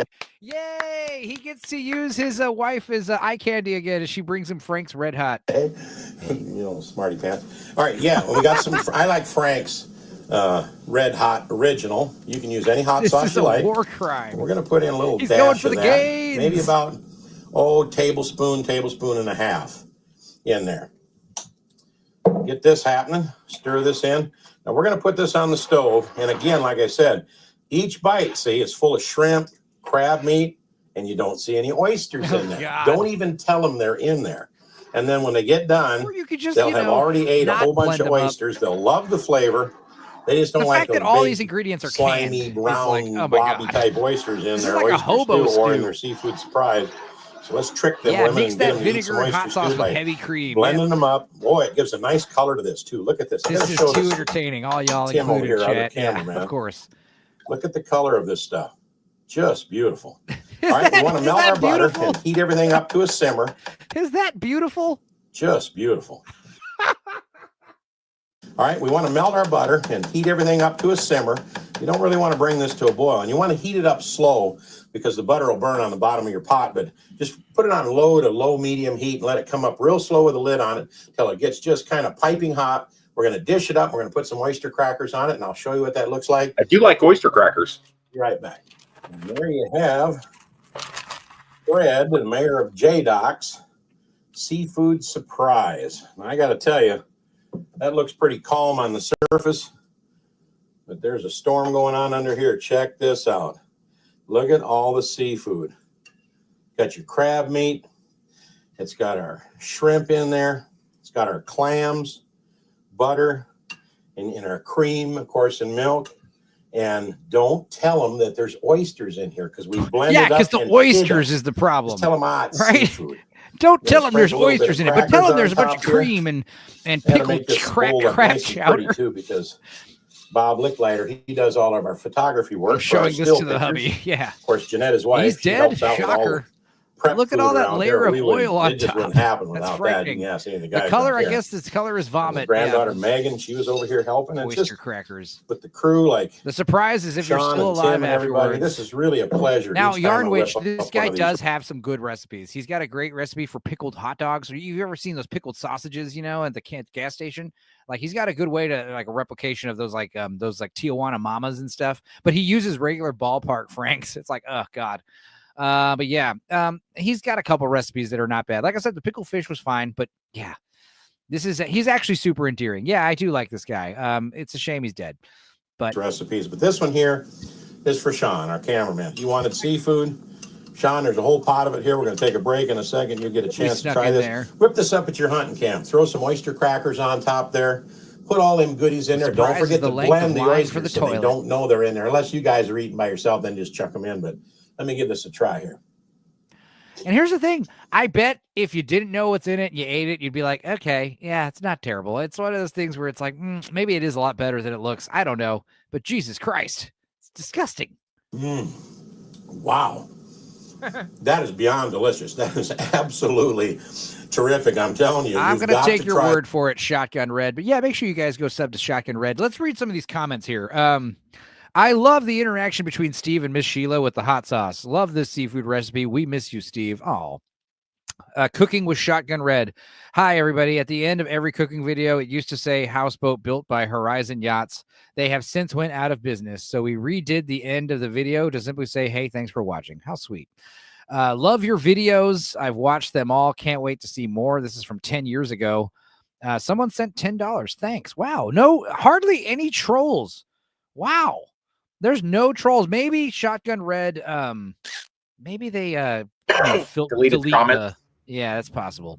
Holy fuck, autocorrect has fucked over every one of my jokes. Yeah, well, you should be on a keyboard instead of a phone. Subscribe, says Adam Gray. Wow, I love seafood, but nah. Yeah, I agree. Quite a thing. Yeah, Shotgun Red, guys, he's insane. That you exchange as tokens of love during this special holiday. The Christmas seal is on its way through the nation to deliver its message for good health and hope. Give the year-round gift of good health through your generous response. Meg, you didn't even catch the gross part. Yeah. The hope for a world of clean air and healthy lungs. Oh, Judicus is at work. Your American Lung Association considers it a matter of life and breath. Oh. I'm sorry. Glad they said life and breath, not life and American Motors thinks I'll slurp down raw oysters just fine. No need to blend them up into sludge, especially canned oysters. I do like canned oysters, though. They're pretty good camping snack. I like to put them on a little cracker with a little hit of mustard, like a drop of yellow mustard. That's something my bass player told me about. And honestly, yeah, the yellow mustard on the smoked oysters is a game changer. It's crazy. Bless his clogged heart, says Adam Gray. you've earned a holiday bonus. Buy a new Renault Alliance sedan, convertible, or Encore hatchback and get a check from the factory for up to $700, which may be used for a down payment. And now there are factory-to-dealer incentives on new 2- and 4-wheel drive Jeep Comanche, Jeep Grand Wagoneer, those and real Eagle. cars or holiday models? bonus from American Motors. Check it out at your Renault Jeep dealer. Yeah, just happy holiday go on bonus. down and just buy a car randomly. Sure, go for it. This holiday moment is brought to you by American Outfitters. I went to high school in Japan. It's Mark. No. And there, the Christmas holiday is a real montage You of went to high customs school from in both Japan? East and West. Christmas dinner features delicacies like sashimi, sushi, and of course, the traditional sake. Oh, don't forget Kentucky Fried Chicken, guys. They love Kentucky Fried Chicken on Christmas in Japan. For several weeks before, friends and families exchange Christmas cards and gifts. Stockings are hung, and joy to the Gives a world. shit what the Japanese do. They are around the world. Shut up, In Japan, Santa Claus is unique. For down through the years, he's taken on the features of an ancient Japanese god, Hote Suma, who had eyes in the back We of get his it, head. bro. You're very smart Santa and wears a red cultured. suit, and he's Yeah, fat and we get it, Mark. You have Trump derangement syndrome. even when he's the other way. So, Home de To. Merry Christmas. The merriest of holidays from everyone at American Outfitters, who wish to remind you to take time to savor the many joys of this season. Warmest wishes from American Outfitters. For holiday gifts, your hard-earned dollar goes further at Ames. My aunt had that haircut. Okay.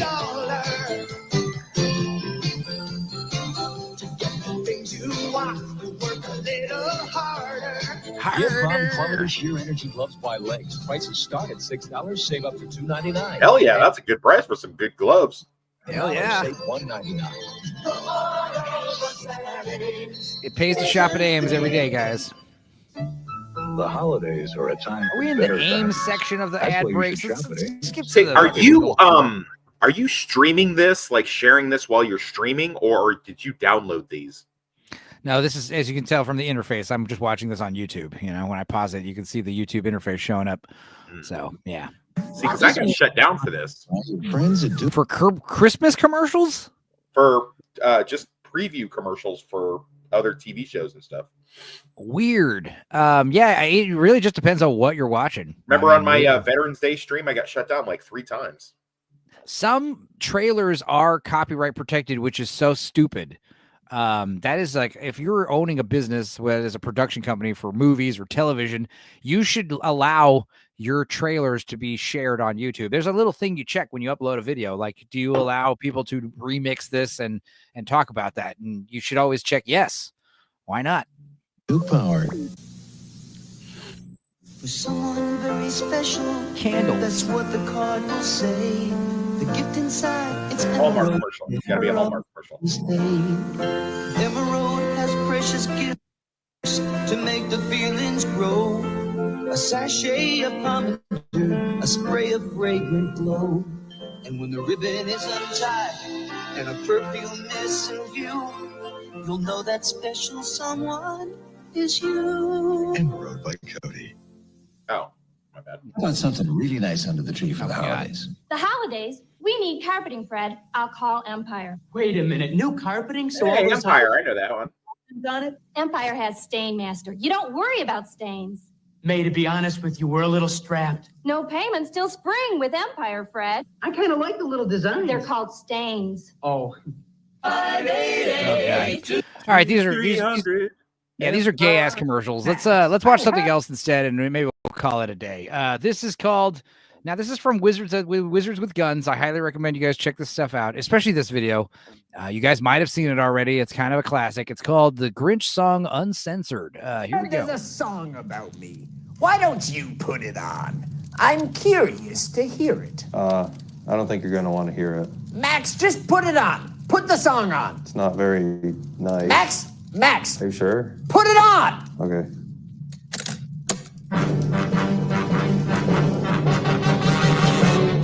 You're a mean one, Mr. Grinch. That's me. You're a fugly piece of shit. What? You bring bendy straws to bathrooms because you like the taste of piss, Mr. Grinch.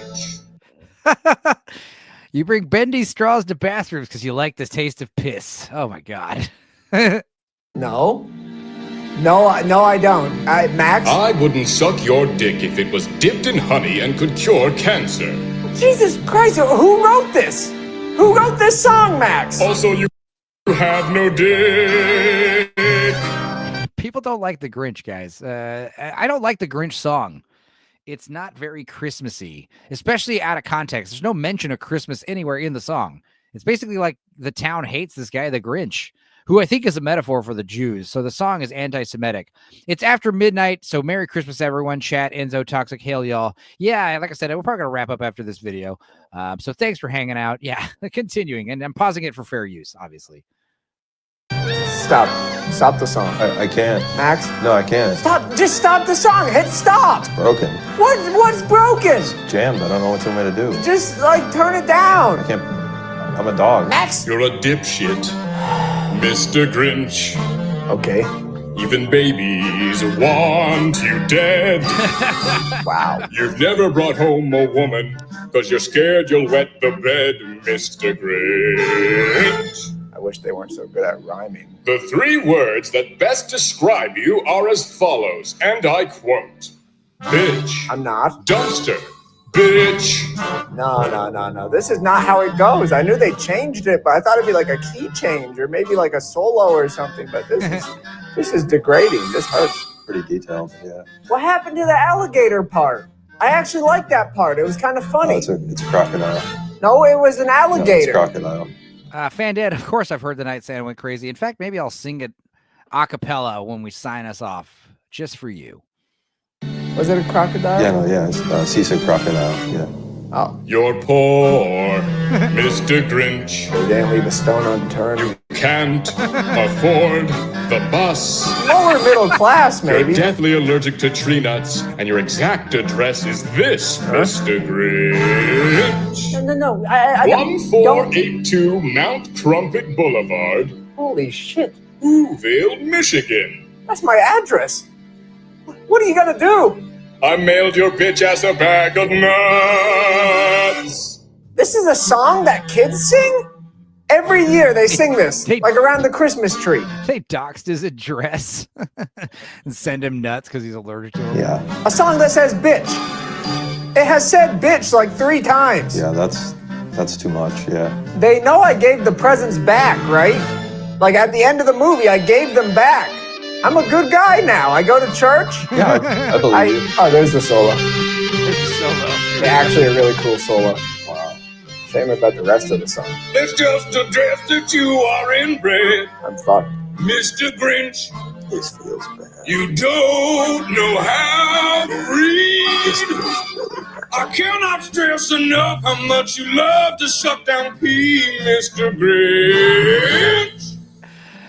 You know, it kind of sounds like Sammy singing, Sammy 3-Peat. According to an anonymous poll with a sample size of 3,000 who's who were asked to rank you on a scale from 1 to 100. Mr. Grinch? Based on traits such as likability, general odor, and physical attractiveness. The highest number we got was 3. The highest number he got was 3. What's wrong, Mr. Grinch? All right, guys, get ready to be hitting the feels all of a sudden. I know you weren't expecting that, but here it comes. You ever feel like no matter how hard you try, people will always see you as your past self, just as this one thing, one unchangeable thing? Like a dog? I guess no matter what, I'll always be a big green monster.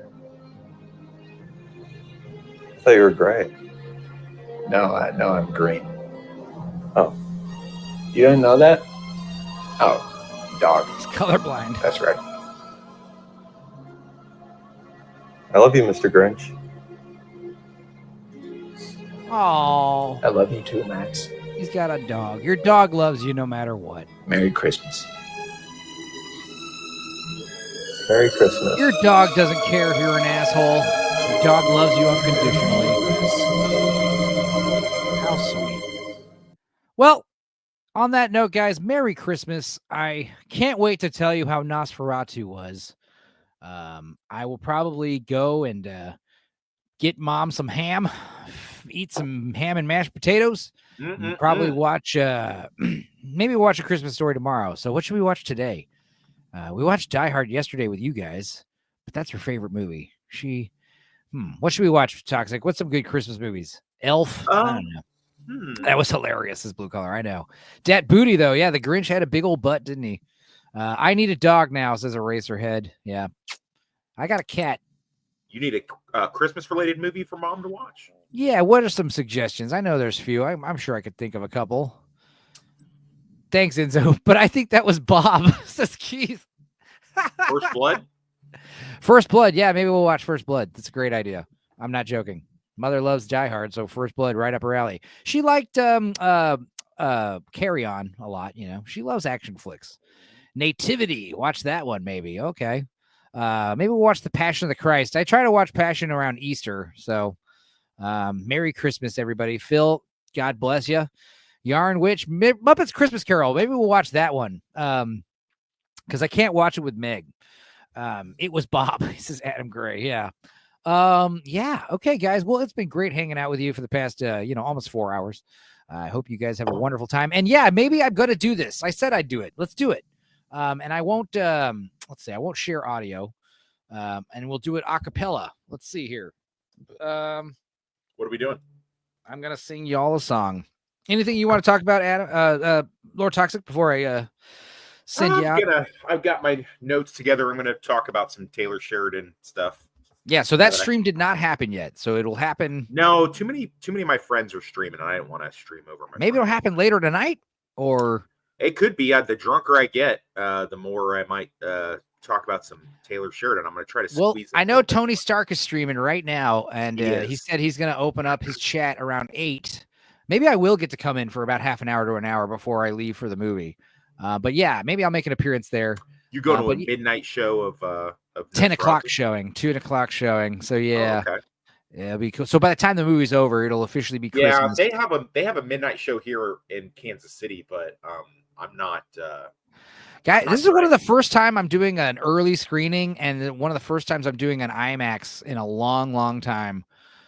So yeah, Stupenzo, watch Emmett Otter's Jug and Christmas. It might be public domain. Well, Mother doesn't like that kind of crap unless it's really good. You know, she doesn't. You know, Mother's old. Mama Enzo likes action movies, guys. Mom is old and she doesn't have time to waste on watching shit. You know, that's why I usually pre-screen stuff before I show it to Mom. I don't, because a lot of there's been a few times where me and Mom watch something new for the first time, and it's like it's mid. And we're just like, I'm sorry I wasted your time on that, Mom. So now I watch the stuff ahead of time. And if it's good enough for Mom, I'll recommend it to her. But yeah. So jealous. Have fun at the movie, says Yarn Witch. Hey, I'm sure you guys will see it in no time. Make sure you guys try to see it before Thursday afternoon, because I think we're going to have a conversation about it on Nadia's stream, Nadia's channel, Horror with Nads, Horror with Nadia. That'll be fun. And I don't know if we're getting into spoilers on that stream or not. I'm not sure. I want to talk spoilers, but obviously it's pretty early to talk about spoilers. But you guys know how Nosferatu is. It's a fucking Dracula, and he gets killed with sunlight at the end. I mean, we all know Nosferatu. So, basically, I just want to see a picture of the fucking dude. Like I'm afraid he's gonna look weird. It's a radical design, is what I've heard.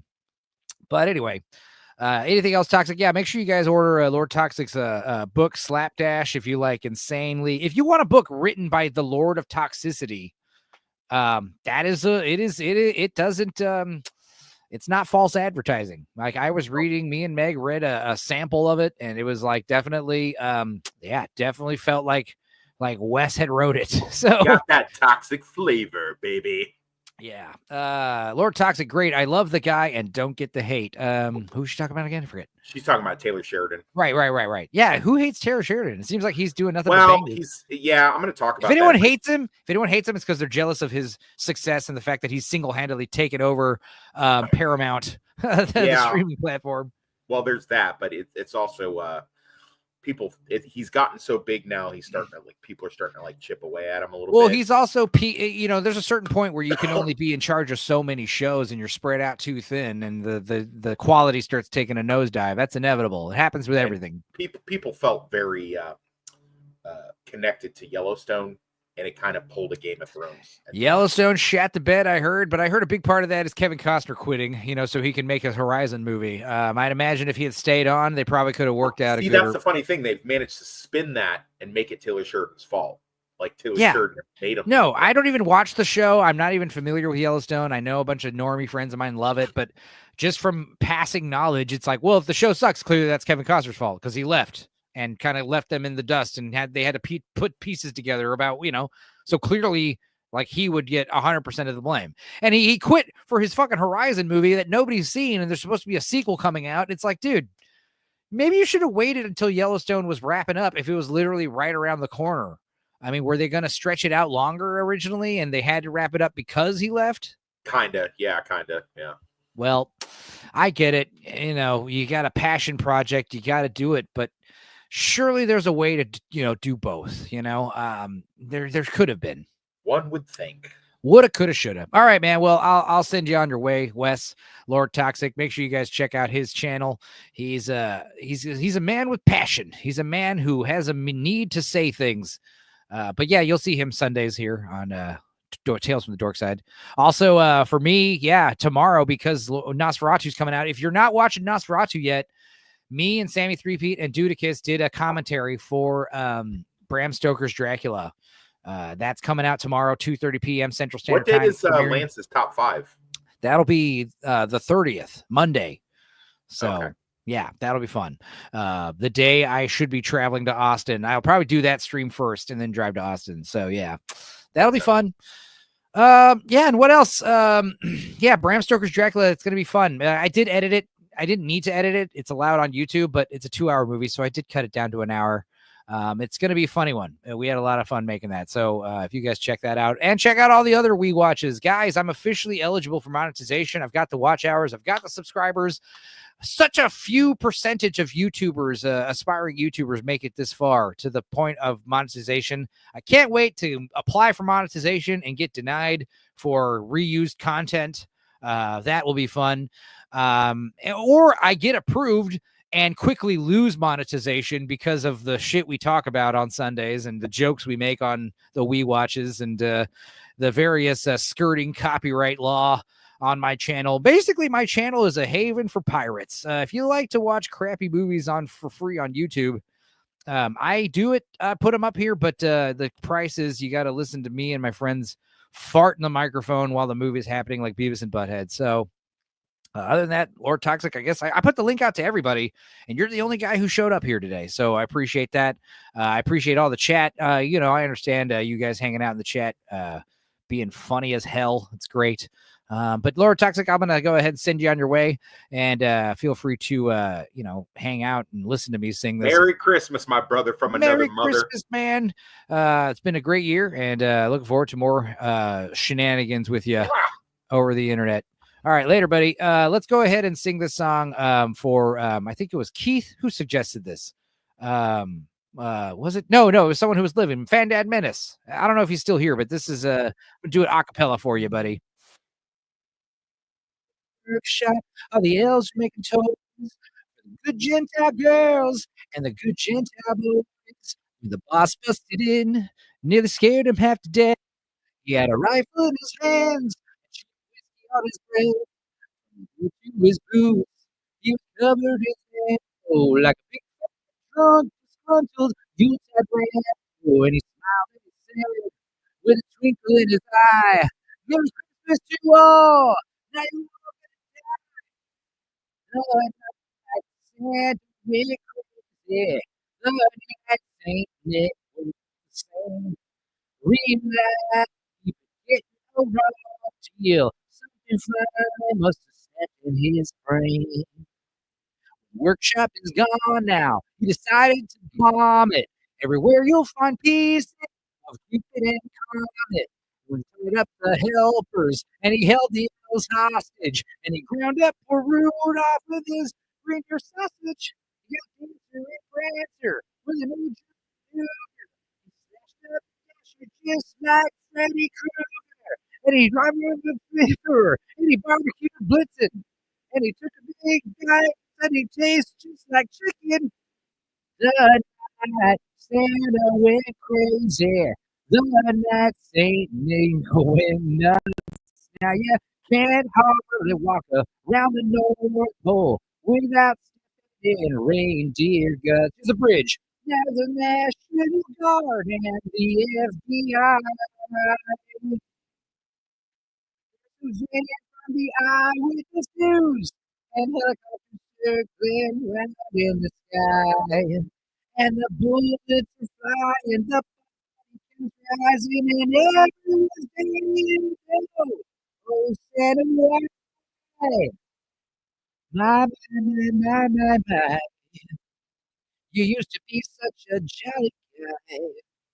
And then gunshots and gunfire, screaming. Sorry if the audio sucks here. StreamYard sucks, guys. I'm going to stop using it.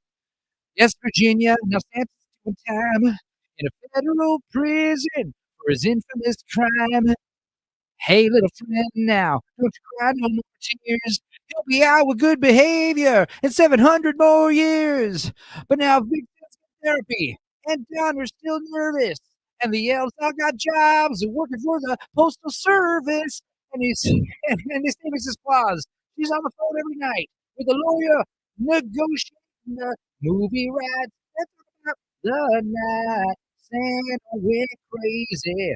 The night St. Nicholas flipped, broke his back for some milk and cookies. Sounds like he was tired of getting chipped. That was an awful song. I actually prefer Christmas at Ground Zero a lot better. But anyway, guys, thanks for hanging. I'll see you all real soon. I guess I'll post on Twitter what I thought of Nosferatu later tonight or early tomorrow morning. And don't think there's a stream tomorrow. Who knows? I might pop in on Tony Stark's show. I like to thank Yarn Witch and Eraserhead and Ryo and Jamalama and Rachel Percy's Art and Megalodon. Adam Gray's been here. Keith, you've been great. Eraserhead, man, I love you guys. You guys have been here all year. Appreciate it. Blue Collar Loser, Lord Toxic, Fan Dad Menace, Philly Phil, and those that aren't here, Boosh. Boosh is not feeling too well. He's in the hospital. We hope he pulls through, does good. We've also got Sammy. We love Sammy. Dudicus was here. God bless y'all. Some of the other people that have been helping with the Wii Watches, the Uninspired Reviewer, and Vex Electronica, and the Gooch, and Dark Hour, obviously, and Lance, Outcast Creative. It's been a great year, guys. I know there's a bunch of people else I'm missing. Tony Stark, we just new friend of the channel. Great stuff. Gord King, of course. How could I forget the King, Gord? Yeah, Merry Christmas, everybody. Yeah, get better, Boosh. We all hope you get better. Yeah, if I forgot to name you, I will flog myself tonight in your honor. So I'm sorry, guys. I'll see y'all later and have a great holidays. Merry Christmas.